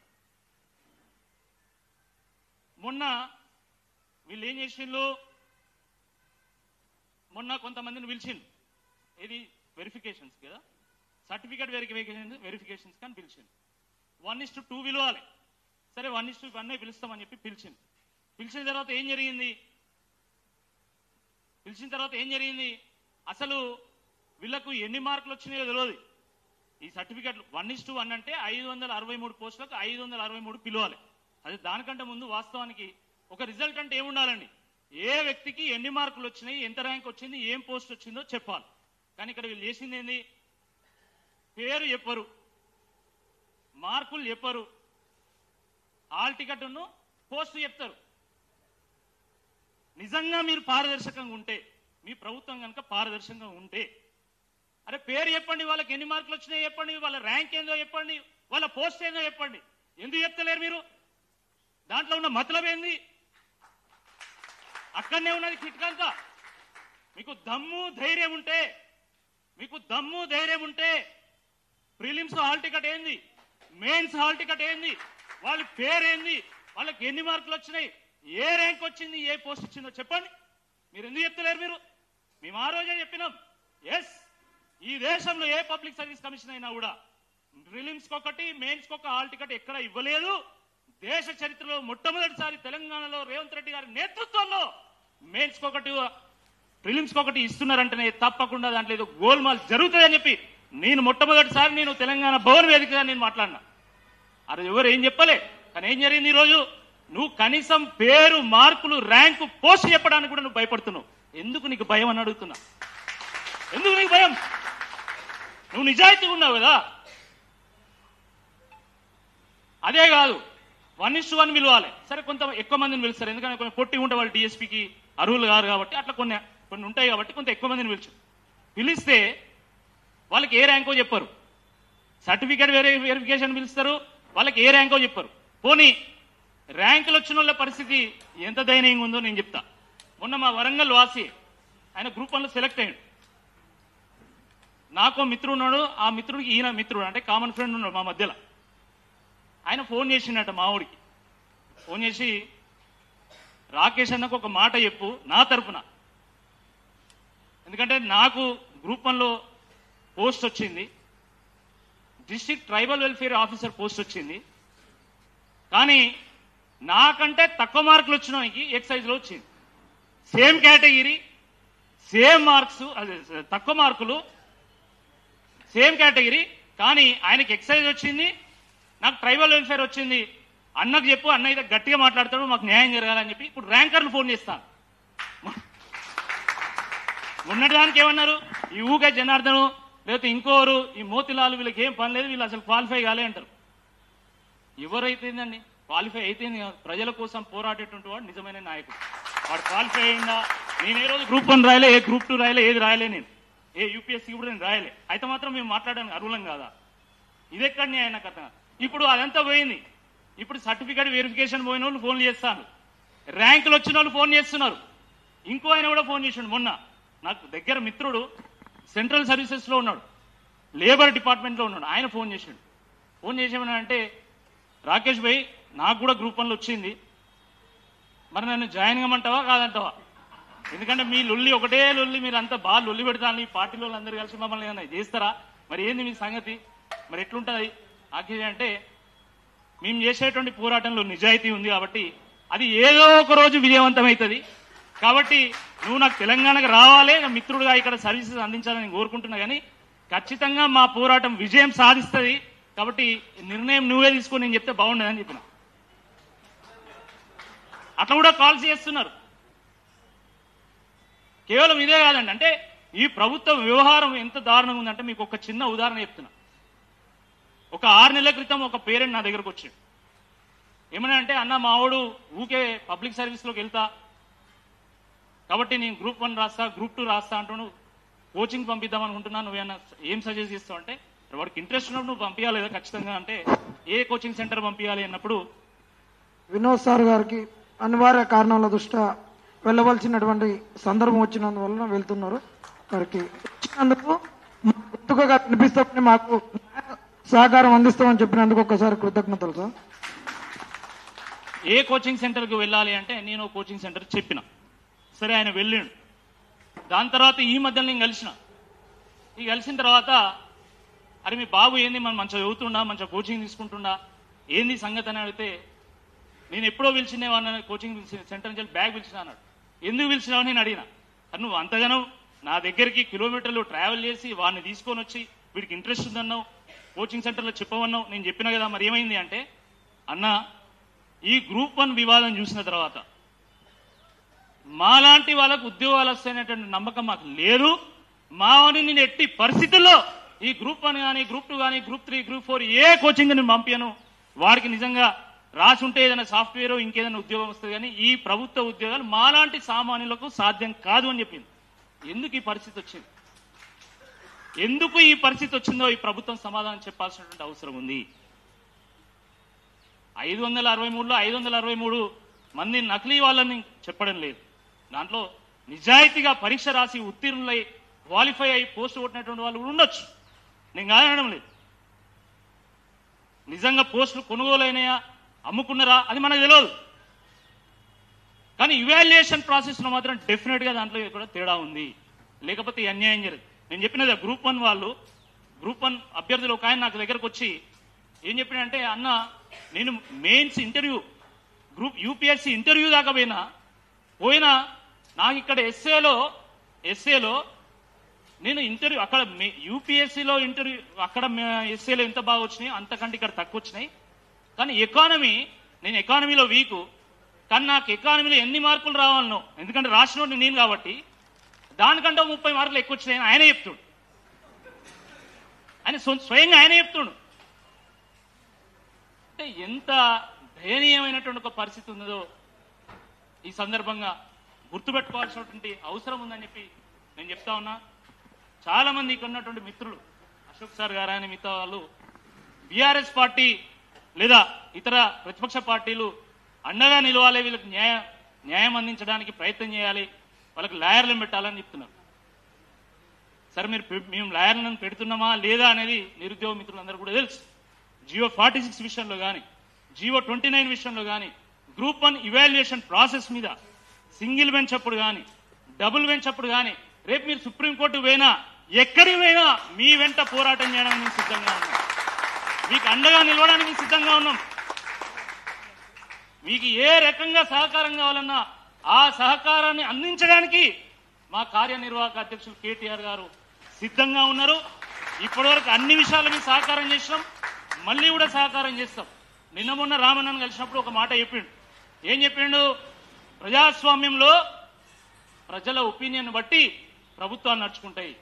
కాబట్టి ప్రజాస్వామ్యంలో పోరాటం చేయాల్సినటువంటి తప్పని పరిస్థితి ఏర్పడ్డది. మీరు పోరాటం చేస్తే తప్ప ప్రభుత్వం వినేటువంటి ఆస్కారం లేదు మీ మాటనని చెప్పింది. దానికి ఏదో కొంతమంది ఇష్టం ఉన్నట్టు మాట్లాడుతూ ఉంటారు. డెఫినెట్గా డెమోక్రసీలో బాధితులు ఫైట్ చెప్పితే ఎవరు ఫైట్ చేస్తారండి? నాకు అర్థం కాదు. బాధితులుగా మనం ఫైట్ చేయాలా? అయితే కొంతమంది బయటికి రాలేకపోవచ్చు, సోషల్ మీడియాలో కావచ్చు, మీడియాలో కావచ్చు, ఆన్ స్ట్రీట్స్ కావచ్చు, తప్పకుండా ఫైట్ చేయాలా. ఫైట్ చేస్తే మా గొంతుకు బలం ఏర్పడుతుంది. అంతే తప్ప మీరేం చేయకుండా మేము మాట్లాడితే దానికి బలం ఉండదు. రాకేష్ రెడ్డి మాట్లాడినా, బాలరాజు గారు మాట్లాడినా, రామచంద్రరావు గారు మాట్లాడినా, చివరకు మా కేసీఆర్ గారు, కేటీఆర్ గారు మాట్లాడినా దానికి బలం ఉండదు. కాబట్టి మనము వీధి పోరాటం చేయాలా. ప్రభుత్వం మెడలు వంచాల్సినటువంటి అవసరం ఉందని చెప్పి ఈ సందర్భంగా గుర్తు చేస్తున్నాం. దానికి కావాల్సినటువంటి కార్యాచరణను మీరు రెడీ చేయండి. ఆ రోజు తెలంగాణ ఉద్యమంలో ఏ రకమైనటువంటి పోరాటం చేసినాం. వాస్తవం చెప్తున్నా, ఈ గ్రూప్ 1 ఆస్పిరెంట్స్ అందరూ కలిసి ఒక అర్ధ గంట జూబ్లీ హిల్స్ ప్యాలెస్ ను కనుక ముట్టడించుంటే ఈరోజు ఫలితం వేరేలా ఉంటుండే. ఆ రోజు తెలంగాణ ఉద్యమంలో ఉస్మానియా ఎగిసిపడ్డది, సకల జనులు సమ్మె చేసిండ్రు. ఇదే కృష్ణమాచార్ ఎంతమంది త్యాగాలు, ఇషాన్ రెడ్డి అని వీళ్ళంతా ఎంతమంది త్యాగాలు చేస్తే మనకు తెలంగాణ త్యాగం చేయాలి, ఫైట్ చేయాలి. ఫైట్ చేస్తే తప్పకుండా నేను చెప్తున్నా గ్రూప్ 1 విషయంలో మనం సక్సెస్ అవుతాం, నాకు నమ్మకం ఉంది. నేను ఏం చెప్తున్నాడో వెస్ట్ బెంగాల్లో 2016 టీచర్ రిక్రూట్మెంట్ లో 25,000 మందిని రిక్రూట్ చేసిండ్రు 2016లో. ఇప్పుడు 2025లో సుప్రీంకోర్టు ఒక్క తీర్పుతోని 25,000 మందిని ఇంటికి పంపించింది. నోటిఫికేషన్ కొట్టేసింది, వాళ్ళు రిక్రూట్మెంట్ కొట్టేసిండ్రు. అస్సాంలో 18 ఏళ్ల క్రితము ఆ రోజు కానిస్టేబుల్స్ రిక్రూట్ అయితే వాళ్ళను కూడా సుప్రీంకోర్టు ఇంటికి పంపించింది. ఆ రకంగా అనేకమైనటువంటి తీర్పులు ఉన్నాయి. మన కళ్ళ ముందు చూస్తున్నాం. ఈరోజు ఆంధ్రప్రదేశ్లో ఏం జరుగుతుందో, ఏపీపీఎస్సీ గ్రూప్ 1లో ఏం జరుగుతుందో మనం చూస్తున్నాం. రేపు చూస్తాం, తీర్పు ఏమొస్తుందో కూడా మనం చూస్తాం. కాబట్టి మనకు న్యాయస్థానాల మీద నమ్మకం ఉండాలి. కానీ అట్ ద సేమ్ టైం డెమోక్రసీలో మనం పబ్లిక్ ప్రెజర్ని కూడా బిల్డ్ చేయాల్సిన అవసరం ఉందని చెప్పి ఈ సందర్భంగా నేను గుర్తు చేస్తున్నా. ఇక మేమేమైనా మాట్లాడితే 1-2 నిమిషాల్లో నేను ముగిస్తా. ఏమైనా మాట్లాడితే నేను మాట్లాడినా ఇంకోరు మాట్లాడినా కూడా ఏం మాట్లాడతారు, వీళ్ళు వెనుక బీఆర్ఎస్ ఉన్నది. నాకు ఒక కథ గుర్తుకొస్తుంది, ఒక చిన్న కథ అయిపోయి నేను ముగిస్తా. ఒక ఆయన గుర్రం బండి దగ్గర వేయండట. అది పెళ్లిళ్లలో పెళ్లి కూతురును పెళ్లి కొడుకును ఊరేగించేటువంటి గుర్ర బండి. అది దాని దగ్గర వేయండట. పోగానే ఆ గుర్రం చూస్తే చాలా బాగుంది, అది చూడడానికి చాలా బాగుంది కదా అని చెప్పి దాన్ని యుద్ధాన్ని తీసుకెళ్ళిన తర్వాత అది ఎంత చేసినా ముందు పోతలేదట. ఏం చేసినా ముందు పోతలేదు. ఆ గుర్రం బండి ఓనర్కు ఫోన్ చేసినట్టు ఈయన, అది గుర్రం ఎందుకు ముందు పోతలేదు, ఏం చేయాలి అంటే, ఏం లేదు, ఆ గుర్రం ముందు పోయి 4 డాన్స్ చేయండి, అదే ముందు పోతుంది అన్నాడు.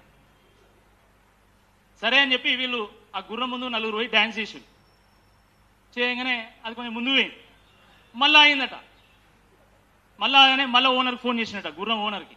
అరే మళ్ళీ గుర్రం ఆగింది, సంగతి ఏంది అంటే, మీరు మళ్ళీ 4 పోయి భరత్లో డాన్స్ చేసినట్టు చేయుర్రి, అప్పుడు ఆ గుర్రం మళ్ళీ ముందుకు పోతుంది అన్నాడు. ఇప్పుడు రేవంత్ రెడ్డి గారి కథ కూడా సేమ్ అట్లనే ఉన్నది. తెల్లారు లేస్తే కేసీఆర్ గారిని, కేటీఆర్ గారిని తిట్టడము, కేటీఆర్ గారి మీద సవాలు విసరడం తప్ప ఇంకా వేరే ఏం పని లేదు. ఎందుకంటే ఆయన 10 ఏళ్లు కేసీఆర్ని తిట్టే నాయకుడు, ఆయన క్వాలిఫికేషన్ అది. ఉద్యోగం చేసి ప్రజల కోసం పోరాటం చేసి నాయకుడు అయినటువంటి వాడు కాదు. ఆ గుర్రం అది పెళ్లిళ్లకు ఊరేగించేటువంటి గుర్ర బండి కదా, అది పెళ్లి కూతురు పెళ్లి కొడుకు ఎక్కిన తర్వాత ముందు 4 డాన్స్ చేస్తే అది ముందుకు పోతుంది. అట్లనే కేసీఆర్ని తిడితే బీఆర్ఎస్ని తిడితేనే ఆయన ముందుకు పోతాడు, ఆ కుర్చీ కాపాడుకోగలుగుతాడు. కాబట్టి ఆయన తెల్లాలైతే బీఆర్ఎస్ని తిడతాడు. సిగ్గుండాలి రేవంత్ రెడ్డి గారు కొంచెమన్నా. ఒక ముఖ్యమంత్రిగా నువ్వు చేరెక్కి 2 ఏళ్ళు అవుతుంది ఇంత కొట్లాడుతుంటే, అరే నలుగురిని పిలిచి మీ సంగతి ఏంది అని ఇప్పటివరకు ఎందుకు మాట్లాడలే, ఎందుకు అడగలేదు? క్వాలిఫై అయిన 563 మందే తెలంగాణ వల్ల, మిగతా వాళ్ళు కాదా? ఒక ముఖ్యమంత్రి ఆయన పోయి నా రిజల్ట్ కోసం కూడా అంత వెయిట్ చేయలే, మీ రిజల్ట్ కోసం వెయిట్ చేసినా అని మాట్లాడతాడు. ఇంత దయనీయమైనటువంటి పరిస్థితి ఉంటుందా? అంటే మిగతా 25,000 మంది వేస్ట్ అన్నట్ట? వాళ్ళకి మనోభావాలు లేవా? వాళ్ళు క్వాలిఫైడ్ పీపుల్ కారా? వీళ్ళే తెలంగాణ వాళ్ళ? కానీ నువ్వనొచ్చు నీ అంటే బాగుండదు. కాబట్టి ఇది చాలా దురదృష్టకరం. చాలా మంది ఓట్ చోరీ అని అంటున్నారు. ఓట్ చోరీ కాదు, తెలంగాణలో పోస్టుల చోరీ జరుగుతున్నది, ఉద్యోగాల చోరీ జరుగుతుంది. వాస్తవము. ఆయన రాజ్యాంగం పట్టుకొని రాజ్యం వెళ్తాను ఒకటే తిరుగుడు రాహుల్ గాంధీ. ఆయన ఓట్ చోరీ అంటాడు, ఈయనేమో మంచిగా ఉద్యోగాల చోరీ చేసుకొని ఈయన పోతాడు. మరి దీని సంగతి ఏందో రాహుల్ గాంధీ చెప్పాలి కదా. ఆ రోజు నిజామాబాద్ ఎన్నికల్లో రేవంత్ రెడ్డి గారు ఏం చెప్పిండు? నేను 50,000 ఉద్యోగాలు ఇయ్యనట్టయితే నాకు ఓటేయకండి అన్నాడు. ప్రజలు కూడా చెంప చెలువు అనిపించిండు, బీజేపీని గెలిపించినాడు. చెంప చెలువు అనిపించింది, అవునా కాదా?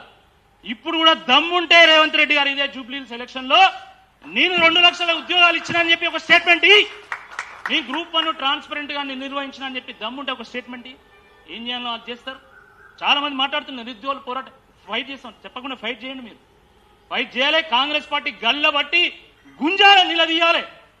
మీ అయ్యే జాగీరా ఇదేమన్నా? నీ ఇష్టం ఉన్నట్టు పోస్టులను ఏది పడితే చేస్తా, అంగట్ల సరుకులాగా ఎట్లా పడితే అట్లా చేస్తా అంటే తప్పకుండా దీని మీద మనం పోరాటం చేద్దాం. ఎవ్వరు కూడా అధైర్యపడాల్సినటువంటి అవసరం లేదు. సరైనటువంటి లాయర్లను పెడదాం, కొట్లాడదాం, న్యాయం మన వైపు ఉంటుంది అనేటువంటి ఒక పూర్తి విశ్వాసం నాకున్నది. కానీ నేను దయచేసి మీ అందరిని కూడా ఒకటే విజ్ఞప్తి చేస్తున్నా, దయచేసి స్ట్రీట్స్ వరకు రండి. వాళ్ళు ఎవరో 10 మంది ఎంతగానో కొట్లాడతారండి పాపం, వాళ్ళ శక్తి సరిపోతుందా? ఒక కాల్ ఇస్తే కనీసం ఒక 200 మందో 300 మందో 500 మందో మనం రోడ్డు ఎక్కినట్టయితే తప్పకుండా మనకు న్యాయం జరుగుతుంది. ఆ బాధ్యత మేము తీసుకుంటాం. మేము తీసుకోవడానికి మేము సిద్ధంగా ఉన్నాం. జియో 46లో మేము తీసుకున్నాం, జియో 29లో తీసుకున్నాం, గ్రూప్ 1లో కూడా మేము తీసుకుంటాం. అన్నిట్లో సక్సెస్ అవ్వచ్చు కాకపోవచ్చు, మా వంతు కర్తవ్యాన్ని మేము తప్పకుండా నెరవేర్స్తామని చెప్పి ఈ సందర్భంగా మీ అందరికి కూడా హామీ ఇస్తూ, మరి ఇలాంటి సమావేశాలు మరిన్ని జరగాల, కింది స్థాయికి వెళ్ళాలి, జిల్లాల్లో కూడా దీని మీద సెన్సిటైజ్ చేయాలి. నాకు చాలా మంది పేరెంట్స్ కూడా ఫోన్లు చేస్తున్నారు, చాలా మంది డిసప్పాయింట్ అవుతున్నారు. అయిపోయింది మావాడి జీవితం, అయిపోయింది. 14 ఏళ్ళు మేము కష్టపడితే మాకు కనీసం రాలేదు. 14 ఏళ్ల క్రితం ప్రిపేర్ అయినటువంటి వాళ్ళు కూడా మనం రాసింది. వాస్తవం ఇది చాలా దురదృష్టకరం. కాబట్టి వాళ్ళందరికీ హోప్ ఇవ్వాల్సినటువంటి బాధ్యత ప్రతిపక్షాలుగా మా మీద ఉన్నది, కొట్లాడుతున్నటువంటి సోదరులందరి మీద ఉంది. కాబట్టి అందరం కలిసి కొట్లాడదాం. మనందరం కూడా ఈ వేదిక మీద ఉన్నటువంటి ప్రతి ఒక్కరిని అభినందించాలి. ఎందుకంటే నాకు తెలుసు, ఒక టీవీ ఇంటర్వ్యూ కానీ డిబేట్ పోవాలంటే ఇక్కడ ఉన్నటువంటి సోదరులందరూ వాళ్ళు ర్యాపిడో కనీసం బైకులు లేనటువంటి వాళ్ళు కూడా చాలా మంది ఉన్నారు. వాళ్ళ బైకులు వేసుకోనో లేకపోతే ఆ ర్యాపిడో వేసుకోనో వాళ్ళకి టీవీ దాకా వెళ్ళొస్తారు. వాళ్ళకు 400 రూపాయలు ఖర్చు అయితే వాళ్ళు సొంత ఖర్చులు పెట్టుకొని తినక వాళ్ళు ఆ డిబేట్లో కనీసం వాళ్ళు మాట్లాడుతున్నారని ఒక కాన్ఫిడెన్స్ వస్తాను. లేకపోతే ఆయనతో కూడా ఉన్నది, ఇంకేముంటుంది, అయిపోయింది అనే ఒక అభిప్రాయం ఏర్పడుతుంది. కాబట్టి దయచేసి మనందరం కూడా వీళ్ళని అభినందించాలి, వీళ్ళని ప్రోత్సహించాలి, అండ్ మనందరం కూడా మనవంతు కర్తవ్యాన్ని నిర్వర్తించాలని చెప్పి తెలియజేస్తూ ఈ అవకాశం ఇచ్చిన మీ అందరు కూడా పేరున ధన్యవాదాలు. గ్రూప్ 1లో జరిగిన అక్రమాలపైన అన్న తన యొక్క పోరాటం యొక్క అనుభవాలను, నష్టపోయినటువంటి వాళ్ళు, ఉద్యోగం వచ్చినటువంటి వాళ్ళు, వాళ్ళు అనుకున్నటువంటి పోస్టులు రానటువంటి వాళ్ళు చెప్పినటువంటి బాధలన్నీ విని మనకు చెప్తూ, ఇక్కడ మనకు ఉద్యోగాల చోరీ చేస్తూ వచ్చిన డబ్బులతోటి రాహుల్ గాంధీ గారి యొక్క ఓటు చోరీ ఉద్యమానికి డబ్బులు పంపుతున్నటువంటి రేవంత్ గారిని ఇప్పుడు గద్దె దింపాలని ఒక సందేశం ఇచ్చినటువంటి రాకేష్ రెడ్డి అన్న గారికి ధన్యవాదాలు.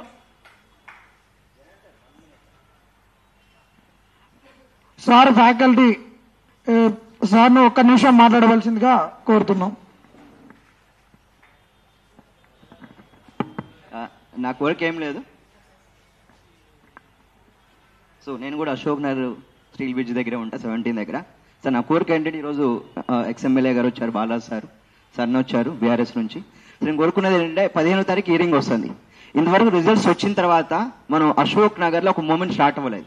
సో నేను కోరేది ఏంటంటే ఇక్కడ అశోక్ సార్ కానీ జనార్దన్ సార్, అశోక్ సార్ వీళ్ళందరూ ఆధ్వర్యంలో 15వ తారీఖు ఈవినింగ్ 5 o'clock నుంచి 7 o'clock వరకు స్టీల్ బ్రిడ్జ్ నెంబర్ 17 దగ్గర సో నిరుద్యోగులందరూ ఎందుకు కలవకూడదు. సో దానికి బాలరాజు గారిని, సో అన్న రెడ్డి గారిని, అన్నని బీఆర్ఎస్ నుంచి వచ్చినటువంటి సో మిగతా పార్టీ నాయకులందరినీ కూడా కోరుతున్నా, ఇక్కడికి వచ్చిన ముఖ్యంగా ఈ రోజు వచ్చిన వాళ్ళందరినీ. సో మీరు ఇక్కడ ఈ స్టేజ్ మీద నుంచి మీరు ఇవ్వగలిగితే ఖచ్చితంగా నిరుద్యోగులు ఆ రోజు ఆ టైంకి అక్కడికి వస్తారు. ఎంతమంది పోలీసులు వచ్చినా ఈ గ్రూప్ 1 అనేది అంశం ఖచ్చితంగా ముందుకెళ్తుంది.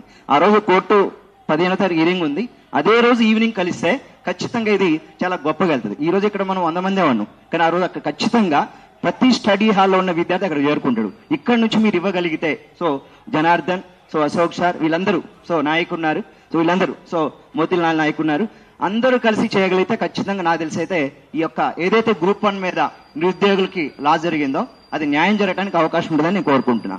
ఎప్పుడైతే ఇప్పుడు మన ఈ కాంగ్రెస్ గవర్నమెంట్ ఉంది, సో నిరుద్యోగులకి చాలా అన్యాయం జరిగింది, ఖచ్చితంగా నిరుద్యోగుల ఉసుగు తగులుతుంది. నెక్స్ట్ గవర్నమెంట్ ఖచ్చితంగా కాంగ్రెస్ గవర్నమెంట్ అయితే కాదు. ఎవరైతే ఈ నిరుద్యోగుల తరపున పోరాడతారో, ఈ నిరుద్యోగులకు న్యాయం చేయగలుగుతారో ఖచ్చితంగా 2029 జరిగే ఎలక్షన్స్ లో ఆ పార్టీ గెలుస్తుందంటున్నా. దానికోసం ప్రతి ఒక్క పార్టీ కాంగ్రెస్ ను మాత్రం ఖచ్చితంగా ఓడించాలని ఈ యొక్క స్టేజ్ నుంచి నేను కోరుకుంటున్నాను. Thank you very much. Thank you sir. న్యాయ వ్యవస్థలో న్యాయ పోరాటం మొదలవుతుంది కదా, ఆ రోజు ఏ విధంగా నిరుద్యోగులు పోరాడాలో దానికి పార్టీలు ఏ విధంగా మద్దతు ఇవ్వాలో చెప్పినందుకు ధన్యవాదాలు సార్. బీజేపీ పార్టీ నుంచి రాష్ట్ర అధ్యక్షుల వారు వచ్చేది ఉండే, నిన్న పోస్టర్ రిలీజ్ చేయడానికి సార్ దగ్గర పోతే సార్ దగ్గర ఉన్నటువంటి వాళ్ళు ఇది ఒక సెన్సిటివ్ ఇష్యూ, రాష్ట్ర అధ్యక్షుల వారు ఈ పోస్టర్ను రిలీజ్ చేస్తారో లేదో ఒకసారి నేను కనుక్కొని చెప్తాంటే లేదు సార్ చేస్తాడని మేము అట్నే పోయినాం. సార్ మరి అన్నోళ్ళు ఇట్లా కనుక్కోమన్నారంటే ఎందుకే మీ పోస్టర్ రిలీజ్ చేయకపోతే నాకు ఈ పోస్ట్ ఎందుకు, నేనెందుకు, మీ పోస్టర్ రిలీజ్ ఎవరు నన్ను వద్దా అనేది మీ పోస్టర్ రిలీజ్ చేస్తాను ఎమ్మడే సార్ పోస్టర్ రిలీజ్ చేసిండు. సారు పొద్దున్న నుంచి కూడా చెప్తూనే ఉన్నాడు నేను వస్తాను ఏ సమయంలోనైనా వస్తానని. వాళ్ళు రాష్ట్ర అధ్యక్షులు కాబట్టి కమిటీలు పడుతున్నాయి, స్థానిక సంస్థల ఎన్నికలు జూబ్లీహిల్స్ ఎన్నికలు ఉన్నందువల్ల రాలేకపోతున్నానని సారే స్వయంగా మెసేజ్ పెట్టిండు. కానీ మా పార్టీ మీకు ఎప్పుడు మద్దతుగానే ఉంటది అని సారు చెప్పిండు. అంతేకాదు సారు వ్యక్తిగతంగా కూడా వారు అధ్యక్షులు కాకముందప్పటి నుంచి కూడా గత 2 సంవత్సరాల నుంచి నిరుద్యోగుల పక్షాన ఎప్పుడు మాకు అండగా ఉంటూ ఎవరి మీద కేసులైనా కానీ క్వాట్ చేస్తూ ఉంటుండు. సార్కు ధన్యవాదాలు చెప్తున్నాం నిరుద్యోగులం. అదేవిధంగా గువ్వల బాలరాజు అన్న ఒక మహబూబ్ నగర్ బిడ్డగా, ఒక కారం మెతుకులు తిన్నటువంటి బిడ్డగా, కష్టాలు తెలిసినటువంటి బిడ్డగా, మరీ ముఖ్యంగా ఒక దళిత బిడ్డగా ఈ కష్టాలు తెలిసి ఎవరు అడగక ముందే తాను ఇవన్నీ తెలుసుకొని ఈ పిల్లలకి ఏం చేయాలి ఎట్లా చేయాలని చెప్పి తను దసరా పండుగ రేపు ఉందనంగా తన పిల్లలు తన కుటుంబ పరివారం కూడా బయటికి వెళ్దామని అన్నప్పుడు కూడా ఆగి మనం పండుగ చేసుకుంటున్నాం. నిరుద్యోగ బిడ్డలు వాళ్ళు పెళ్లిళ్ళు చేసుకునే పిల్లలతోటి ఉండవలసినటువంటి బిడ్డలు ఎంతో ఇబ్బందులు పడుతూ ఉన్నారు. వాళ్ళకు మనం సమయం ఇవ్వాలి, మనం ఒక్క పండుగ చేసుకోకుంటే ఏమవుతుందని చెప్పి ఆ రోజు ఒక 3 గంటలు సమయం వెచ్చించి మాకు కానుంచి విషయాన్ని మొత్తం తెలుసుకొని అన్న మాకు తర్వాత అందించినటువంటి సాయం చాలా గొప్పది. అన్న ఆ సాయం అందించబట్టికే తర్వాత జరిగినటువంటి పరిణామాల వల్ల ఈ రోజు మనం ఒక ధైర్యాన్ని కూడగొట్టుకొని ఇక్కడికి రాగలిగినాం. కాబట్టి అలాంటి అన్న ఒక బీజేపీ తరఫున పార్టీ తరఫున ఇక్కడికి వచ్చిర్రు. అన్న పార్టీ కాదు, తన వ్యక్తిగత కెపాసిటీలో కూడా చేయడానికి ఎప్పుడు ముందుగానే ఉంటాడు. కాబట్టి బాలరాజు అన్నను నిరుద్యోగులను ఉద్దేశిస్తూ ఈ గ్రూప్ 1 బాధితులను ఉద్దేశిస్తూ మాట్లాడవలసిందిగా కోరుతున్నాం.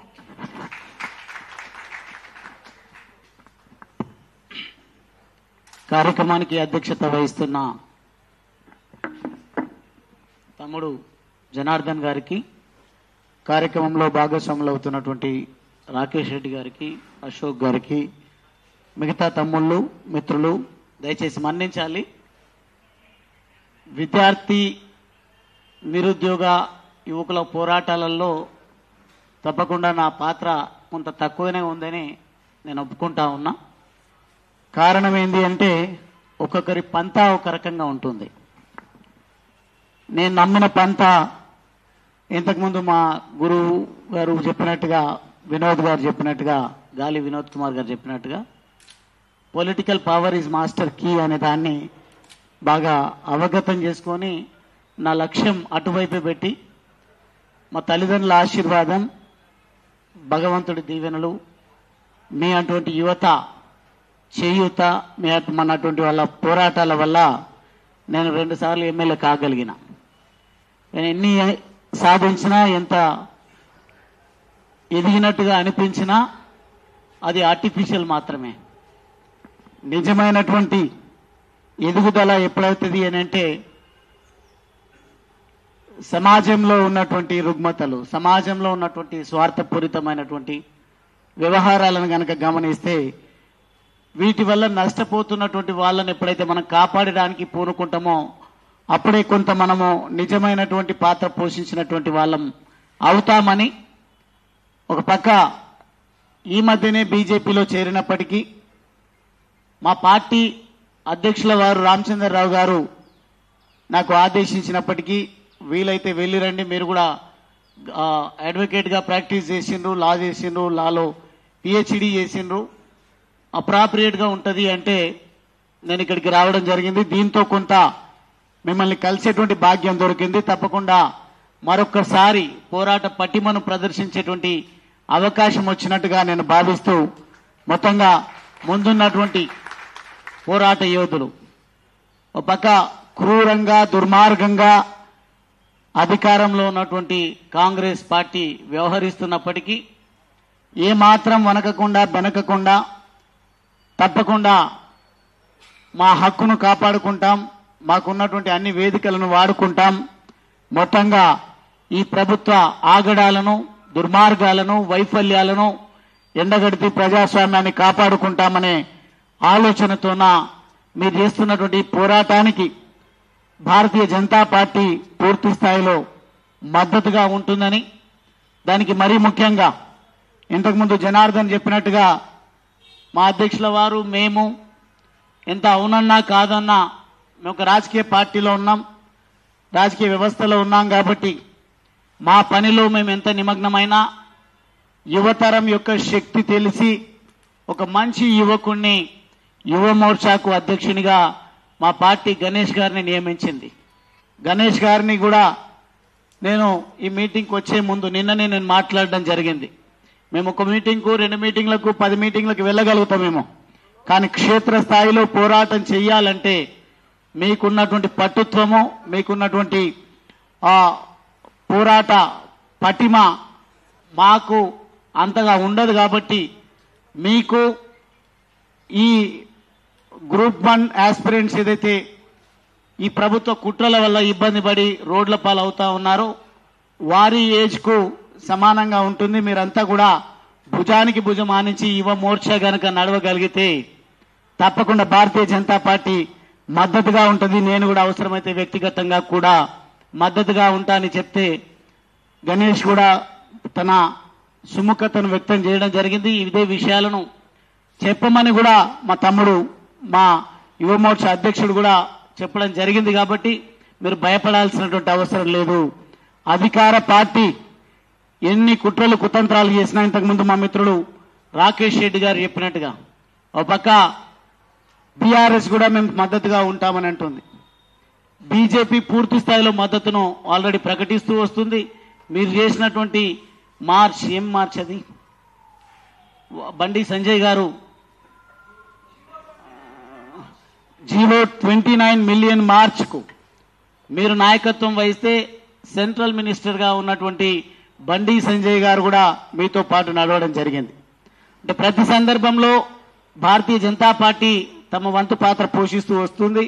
ఖచ్చితంగా యుద్ధంలో గెలిచే వరకు కూడా పార్టీ ఖచ్చితంగా మీకు అండగా ఉంటుందనే విషయాన్ని నేను ఈ సందర్భంగా తెలియజేస్తూ కొన్ని విషయాలను గుర్తు చేయదలుచుకున్నా. ఈరోజు మా మిత్రులు ఎవరైతే ఉద్యోగ వేటలో తమ పెర్ఫార్మెన్స్ పూర్తి స్థాయిలో ఇచ్చినప్పటికీ మీ కుట్రలు కుతంత్రాల వల్ల ప్రిలిమ్స్ క్వాలిఫై కాకపోవచ్చు, ఉద్యోగాన్ని సంపాదించకపోవచ్చు, కానీ ఆ వేటలో వారు చేసినటువంటి పోరాటం ఈరోజు సమాజం చేత ప్రశంసించబడతా ఉంది. కాబట్టి సమాజంలో ఉన్నటువంటి తెలంగాణలో ఉన్నటువంటి ఒక కాంగ్రెస్ పార్టీ తప్ప అన్ని పార్టీలు వారి పోరాటానికి అండగా నిలుస్తా ఉన్నాయి. కానీ రేవంత్ రెడ్డి గారు ఆయనకి ఏం ఎలిజిబిలిటీ ఉంది? ఒకవేళ మనం ఉద్యోగం సంపాదించాలంటే అన్ని ఉద్యోగాలకు ప్రయత్నం చేస్తా ఉన్నాం. యూపీఎస్సీకి ప్రయత్నం చేసినాం, గ్రూప్ 1, గ్రూప్ 2, ఇంకా ఏ ఉద్యోగం అవకాశం ఉన్నా స్థితిగతులను దృష్టిలో ఉంచుకొని మనం ప్రయత్నాన్ని కొనసాగిస్తా ఉన్నాం. కానీ రేవంత్ రెడ్డి గారు కోడంగల్లో తిరస్కరించబడ్డాడు. ఏ రోజు కూడా మంత్రి కాలేదు. కానీ ఈరోజు ఏకంగా ముఖ్యమంత్రి పీఠాన్ని అధిరోహించిండ్రు. అది ఎవరి పుణ్యమా అనేది మర్చిపోతా ఉన్నారు. ఇదే నిరుద్యోగ యువత కావాలని మీరు భ్రమ పెడితే మోసపోయి విశ్వసించి నమ్మి మిమ్మల్ని ముఖ్యమంత్రి పీఠం పైన కూర్చోబెడితే ఒకటే నోటిఫికేషన్తో నా 2 లక్షల ఉద్యోగాలను నేను ఫిలప్ చేస్తా అని ప్రగల్భాలు పలికిండ్రు. కానీ ఈరోజు మాత్రం అవహేళన చేసే విధంగా కాంగ్రెస్ పార్టీ వాళ్ళు టీవీ డిబేట్లలో కానీ అక్కడక్కడ మాట్లాడుతున్నటువంటి సందర్భంలో కానీ వాళ్ళు ప్రిలిమ్స్కే క్వాలిఫై కాలేదు అని వాళ్ళకున్నటువంటి ఎఫిషియన్సీని, టాలెంట్ను తక్కువ చేసి చూపి ప్రయత్నం చేస్తా ఉన్నారు. నేను అడుగుతా ఉన్నా, అందుకే రేవంత్ రెడ్డి గారు ముఖ్యమంత్రి పీఠం పైన కూర్చోవడానికి అర్హుడా? ఈరోజు ఎంత అవహేళన చేస్తా ఉన్నారు, ఎంత అవమానపరుస్తా ఉన్నారు. అంతర్జాతీయ వేదికల పైన మీరు మాట్లాడుతున్నటువంటి మీ భాష, మీకున్నటువంటి అవివేకం బయటపడి తెలంగాణ అభాసపాలవుతున్నటువంటి విషయాన్ని ముఖ్యమంత్రి రేవంత్ రెడ్డి గారు, కాంగ్రెస్ పార్టీ అర్థం చేసుకోవాల్సినటువంటి అవసరం ఉంది. మీరేమో ఎమ్మెల్యేగా ఓడిపోయి ఏ రోజు ముఖ్యమంత్రి కాకుండా, అంటే వితౌట్ ఎనీ ప్రిపరేషన్, మీరు కూడా కలలో అనుకోలేదు. కానీ నిరుద్యోగులు గత ప్రభుత్వంలో పేపర్ లీక్ అయ్యిందని ఆగ్రహం ప్రదర్శిస్తే అప్పుడున్న ప్రభుత్వం దిగిపోవాల్సినటువంటి ప్రమాదం ఏర్పడ్డది, దిగిపోయింది. అదే యువత సహకరిస్తే పూర్తి స్థాయి ఓటు బ్యాంకుగా గ్రామ స్థాయిలో వృద్ధులు, వికలాంగులు, వితంతువులు, సింగిల్ విమెన్ ఇటువంటి వాళ్ళందరూ కూడా ఓట్లు వేస్తే గెలుపొందిండ్రు. మీరు యువత ఇక్కడ ఎవరైతే పేపర్ లీకేజ్ వల్ల అఫెండ్ అయినటువంటి నిరుద్యోగ యువత ఆస్పిరెంట్స్ అందరూ కూడా గ్రామాలకు వెళ్లి పూర్తి స్థాయిలో బీఆర్ఎస్ కు ఓటు వేయొద్దు అంటే మీరు మాట్లాడినటువంటి మాటలను విశ్వసించి నిజంగానే కొంత యంగ్ ఉన్నాడు కదా, మాట్లాడుతున్నాడు కదా, పోరాటం చేస్తున్నాడు కదా అని నమ్మి మీరు మోసం చేస్తే మోసపోయి ఈరోజు రోడ్డున పడ్డటువంటి పరిస్థితిని మేము చూస్తా ఉన్నాం. రోజు అదే విధంగా చాలా రివెంజ్ పాలిటిక్స్ చేస్తా ఉన్నారు. అది రివెంజ్ పాలిటిక్సా, వాస్తవాల పక్కన పెడదాం. కొన్ని కేసులలో ఆ కేసుల ప్రస్తావన దేవలసినటువంటి అవసరం లేదు. కానీ కొన్ని కేసుల విషయంలో అంతెందుకు, నిన్న మొన్న జరిగినటువంటి లోకల్ బాడీ ఎన్నికలలో హైకోర్టు స్టే ఇస్తే ప్రభుత్వ ధనంతోనా మీరు సుప్రీంకోర్టులో మళ్ళీ పిటిషన్ ఈరోజు వేసింది అనుకుంటా. నేను అదే ఒక విధానం అవలంబించండి. ఒకవేళ ప్రభుత్వంలో ఆ వెసులుబాటు లేకుంటే కాంగ్రెస్ పార్టీ చొరవ తీసుకోండి. విద్యార్థులు చేస్తున్న, నిరుద్యోగ యువత చేస్తున్నటువంటి పోరాటంలో ధర్మం, న్యాయం ఉందా లేదా అని తేల్చుకోవడానికి అత్యున్నత న్యాయస్థానం సుప్రీంకోర్టుకు వెళ్లడానికి ఆర్థికంగా సహకరించండి. మీరు చార్టర్డ్ ఫ్లైట్ల ద్వారా ఎంతో మంది అడ్వకేట్లను ప్రభుత్వం తరఫున, మీ పార్టీ తరఫున మీ పగ తీర్చుకునే కేసుల విషయంలో ఒక నైపుణ్యం ఉన్నటువంటి పేరుగాంచిన అడ్వకేట్లను ఎట్లయితే మీరు ఇంపోర్ట్ చేసుకుంటా ఉన్నారో ఆ పద్ధతిలో కాంగ్రెస్ పార్టీ తరఫున మంచి నైపుణ్యం కలిగినటువంటి సబ్జెక్ట్ ఎక్స్పర్టీస్ కలిగినటువంటి అడ్వకేట్లను ఇక్కడ అవకతవకలు జరిగినాయా లేదా అనేది ప్రభుత్వం పైన ప్రభుత్వమే అడ్వకేట్లను నియమించకపోవచ్చు. ప్రభుత్వం శాశ్వతం కాదు, కాంగ్రెస్ పార్టీ అయితే ఉంటది కదా. కాబట్టి కాంగ్రెస్ పార్టీ ఎగ్జిస్టెన్స్ ఉండాలంటే కాంగ్రెస్ పార్టీ కూడా ముందుకొచ్చి ఒక నైపుణ్యం ఉన్నటువంటి అడ్వకేట్లను నియమించే విషయంలో ముందుకు రావాలి తప్ప నిరుద్యోగ యువత చేస్తున్నటువంటి పోరాటాన్ని ఆనిచే ప్రయత్నం చేస్తే సమాజం చూస్తూ ఊరుకోవడానికి సిద్ధంగా లేదు. తగిన రీతిలో ఈ ప్రభుత్వానికే కాదు కాంగ్రెస్ పార్టీకి బుద్ధి చెప్పడానికి సిద్ధంగా ఉంది అనేది ఈ సందర్భంగా హెచ్చరిక చేస్తా ఉన్నాం. ఈరోజు చూడండి, చాలా విషయాలు మనం గమనించాలి. ఇంతకుముందు కొంతమంది తమ ఆవేదనను వ్యక్తం చేసిండ్రు, రాకేష్ రెడ్డి గారితో సహా. ఏదో జనార్దన్ అటువంటి వాళ్ళు కొంతమంది రెడీ అయి 400-500 మంది మనము పోరాటాలు చేస్తే సరిపోదు. ఎవరైతే ఈ గ్రూప్ 1 అవకతవకల కారణంగా ఇబ్బంది పడుతున్నటువంటి మీరు, మీ కుటుంబాలు, మన కుటుంబాలు, మనమందరం కలిసి తోచిన విధంగా పోరాటాన్ని రూపొందించుకోవాల్సినటువంటి అవసరం ఉంది. హెచ్సియును ఉదాహరణగా తీసుకోండి. హైదరాబాద్ సెంట్రల్ యూనివర్సిటీలో అప్పనంగా ఎవరికో భూములు అప్పచెప్తున్నారు అని అంటే యూనివర్సిటీ విద్యార్థులు ఉద్యమం చేస్తే సుమోటోగా సుప్రీంకోర్టు కేసు టేకప్ చేసి వారి ఆస్తిని వారికి ఉండే విధంగా పర్యావరణాన్ని కాపాడేటువంటి చొరవ సుప్రీంకోర్టు తీసుకున్నది. ఆ రకమైనటువంటి పోరాటాలకు కూడా మీరు శ్రీకారం చుట్టాల్సినటువంటి అవసరం ఉంది అని ఈ సందర్భంగా నేను తెలియజేస్తా ఉన్నా. అదేవిధంగా రేవంత్ రెడ్డి గారు నేను నల్లమల్ల నుంచి వచ్చినటువంటి పులిని పిల్లిని అని చెప్పుకుంటా ఉన్నారు. కానీ ఆ రోజు యూపీఏ ప్రభుత్వం ఉన్నప్పుడు అక్కడ ఉన్నటువంటి ఖనిజ సంపదను దోచేటువంటి ప్రయత్నం, నల్లమలను తవ్వేటువంటి ప్రయత్నము చేసి రాబర్ట్ వాద్రా గారికి ఉన్నటువంటి డిపిఎస్ అనే కంపెనీకి దారాదత్తం చేసే విధంగా కాంట్రాక్ట్ చేసి వాళ్ళకి ఎంఎన్సీ కంపెనీకి ఇచ్చే ప్రయత్నం చేస్తే ఇచ్చేసింది. కానీ ఆ రోజు తెలంగాణ ఉద్యమకారులుగా మేమందరం కూడా పోరాటం చేయడం జరిగింది. ఆ డిపిఎస్ కంపెనీకి ఇచ్చినటువంటి కాంట్రాక్టును రద్దు చేసి సేవ్ నల్లమల్ల పేరిట ఒక నినాదాన్ని పుట్టించి ఆ అడవిని కాపాడుకున్నటువంటి ఘనత మాకుంది, అందులో నాకుంది అని ఈ సందర్భంగా నేను తెలియజేస్తా ఉన్నా. కానీ రేవంత్ రెడ్డి గారు ఆ రోజు జరుగుతున్నటువంటి సేవ్ నల్లమల్ల పోరాటం విషయంలో ఏ రోజు కూడా తన గలం విప్పలేదు. కానీ ఈరోజు క్లెయిమ్ చేసుకుంటున్నారు వారు, నేను నల్లమల్ల బిడ్డను అని.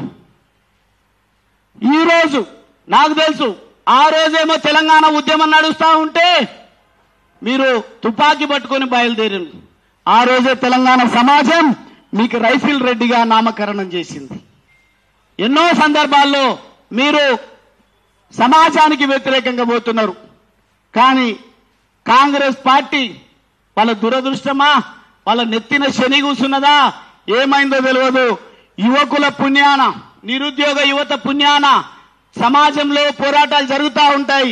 ఆ పోరాట ఫలితం కాంగ్రెస్ లో ఎవరైనా ముఖ్యమంత్రి అయి ఉంటే బాగుండేదేమో, చాలా ప్రయత్నాలు చేసింది. కానీ ఏ అనుభవం లేనటువంటి, ఏ లక్ష్యం లేనటువంటి, ఏ దూరదృష్టి లేనటువంటి రేవంత్ రెడ్డి గారు ఈ రోజు ముఖ్యమంత్రి కావడం వల్ల కాంగ్రెస్ పార్టీ ఎట్లాగూ ఖతమైపోయింది. కానీ ఈరోజు అధికారంలో ఉన్నటువంటి ఆలోచన లేనటువంటి వారు ముఖ్యమంత్రి ఉన్నటువంటి కారణంగా ఈరోజు ఏదైనా ప్రయత్నం చేద్దామనేటువంటి యువత లక్ష్యం ఏదైతే ఉంటుందో ఆ లక్ష్యాల పైన నీళ్లు చల్లుతున్నట్టుగా చాలా స్పష్టంగా అర్థమైతా ఉంది. కాబట్టి ఎట్టి పరిస్థితుల్లో రేవంత్ రెడ్డి గారు ముఖ్యమంత్రి ఉన్నంత వరకు, కాంగ్రెస్ పార్టీ అధికారంలో ఉన్నంత వరకు ఈ పేద ప్రజలకు లేదంటే నిరుద్యోగ యువతకు న్యాయం జరగదు కాక జరగదనేది నేను నా అనుమానాన్ని వ్యక్తీకరిస్తూనే ఖచ్చితంగా మిమ్మల్ని నిరుత్సాహపరిచేటువంటి యువకుడిని కాదు. నేను మీలాగా ఒక పేదరికం నుంచి ఒక కూలీ కడుపులో పుట్టినటువంటి బిడ్డగా నా వంతు ప్రయత్నం ఎక్కడా ఏ అవసరం ఉన్నా మా పార్టీ తరఫున అండగా ఉంటాం. వ్యక్తిగతంగా కూడా నేను అండగా ఉండడానికి నేను సిద్ధంగా ఉన్నాననేది ఈ సందర్భంగా తెలియజేస్తూ, మీరు చేస్తున్నటువంటి ఈ లీగల్ బ్యాటిల్ ఏదైతే ఉందో, ఈ యుద్ధం ఏదైతే ఉందో, యుద్ధంలో మీకు గెలవడం కోసం ఏ రకమైనటువంటి ఆయుధాలను సమకూర్చాలనో సమకూర్చడానికి ప్రజాస్వామ్యబద్ధంగా సిద్ధంగా ఉంటానని ఈ సందర్భంగా తెలియజేస్తూ, సీఎం రేవంత్ రెడ్డి గారు రివెంజ్ పాలిటిక్స్ కూడా గురించి చెప్పడం జరిగింది. మీరు కొన్ని కేసులు, అవి కేసుల విషయంలో ఇంకోసారి చర్చించుకుందాం. ఒక్కొక్క అపియరెన్స్ కోసం ప్రభుత్వం తరఫున ఒక్క అపియరెన్స్ కోసం, అది డేట్ ఇచ్చినా లేదంటే వాయిదా పడ్డ ఒక్క అపియరెన్స్ కు 35 లక్షల నుంచి 50 లక్షల రూపాయలు ప్రభుత్వ ఖజానా నుండి అడ్వకేట్లకు ఫీజు రూపంలో చెల్లిస్తా ఉంది ప్రభుత్వం.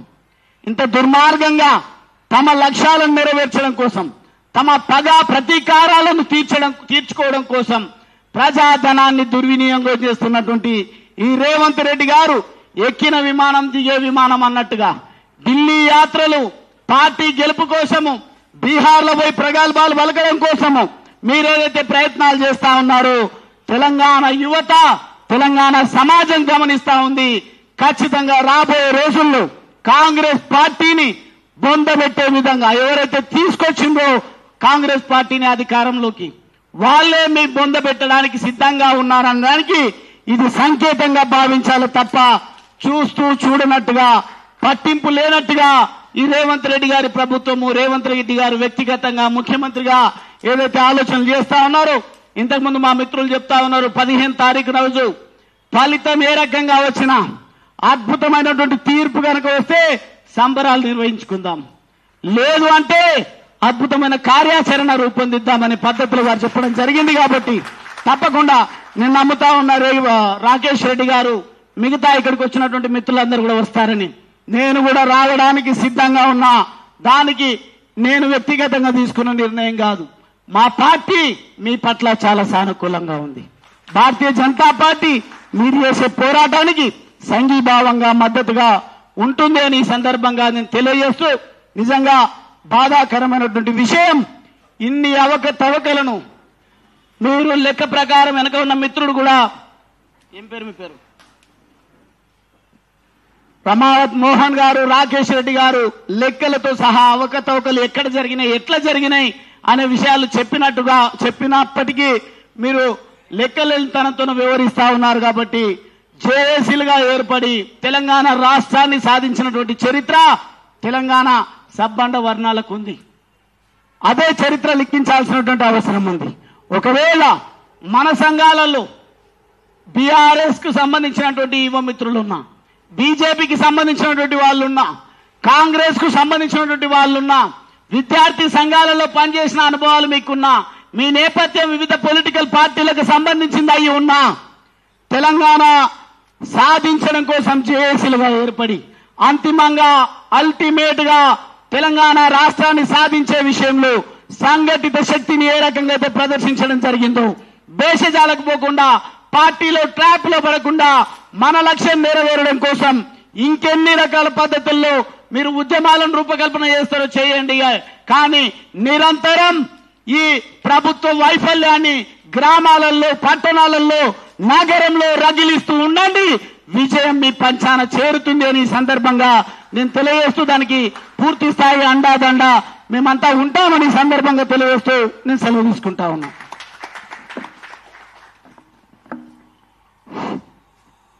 కష్టాలు తెలిసినటువంటి వ్యక్తిగా బీజేపీ పార్టీ కాదు, బీజేపీ పార్టీ ఇచ్చేటటువంటి సహకారంతో పాటు నా వ్యక్తిగత సహకారం ఉంటుంది. మీరు ఎలాంటి జడ్జిమెంట్ వచ్చినా అధైర్యపడొద్దు, మీ ముందు ఉండి నడుపుతాం. పార్టీలను కూడా మనం అందరం కలిసి సంఘటితమై ఈ పిల్లలకు మనము ఒక భరోసానిచ్చి ఉద్యమాన్ని ముందుకు తీసుకుపోతామని చెప్పినటువంటి బాలరాజు అన్నకు కృతజ్ఞతలు. సమయం లేనందువలన ఈ సమావేశానికి వచ్చినటువంటి వాళ్ళకి అందరికీ కూడా మేము సమయం ఇవ్వకపోవచ్చు. ఇక్కడ ప్రతి ఒక్కరం కూడా అందరం రోజు మాట్లాడుతున్నటువంటి వాళ్ళమే. మనకు సమయం 4 గంటలకే, ఆల్రెడీ 4:40 అయిపోయింది. ఇలా కొంతమందికి మాట్లాడడానికి అవకాశం ఇచ్చి కొంతమందికి ఇవ్వకపోతే బాగుండదు. కాబట్టి సమయం మనం అనుకున్న దానికి ఇంకా 40 నిమిషాలు ఎక్కువైనందువల్ల వచ్చినటువంటి పెద్దలకు ప్రతి ఒక్కరికి మా నిరుద్యోగుల తరఫున కృతజ్ఞతలు తెలియజేసుకుంటున్నాం. వచ్చినటువంటి ప్రతి ఒక్క అభ్యర్థికి కూడా కృతజ్ఞతలు తెలియజేసుకుంటూ మాట్లాడడానికి అవకాశం ఇవ్వనందుకు ఎవరు ఏమనుకోవద్దని అధ్యక్షత వహిస్తున్నందువలన ఇది నాది బాధ్యత. కాబట్టి నా శిరస్సు వంచి మీకందరికీ కూడా నేను స్వారీ చెప్తున్నాను. దయచేసి దీన్ని అందరూ మన్నించి ఈ సమావేశం ఇంతటితో ముగిసిందని తెలియజేస్తున్నాను. జై తెలంగాణ. అందరూ గట్టిగా అనాలి, జై తెలంగాణ. జోహర్ తెలంగాణ విద్యార్థి అమరవీరులకు, జోహర్ తెలంగాణ విద్యార్థి అమరవీరులకు. మిత్రులందరూ కూడా ఇక్కడ రండి అబ్బా, ఇటు రండి, వేదిక ముందుకు రండి, అందరూ వేదిక ముందుకు రండి. మిత్రులందరూ కూడా రావాలి. తమ్ముడు అందరు బ్రదర్ ఇక్కడ రండి. నిరుద్యోగుల ఐక్యత, నిరుద్యోగుల ఐక్యత. జై తెలంగాణ.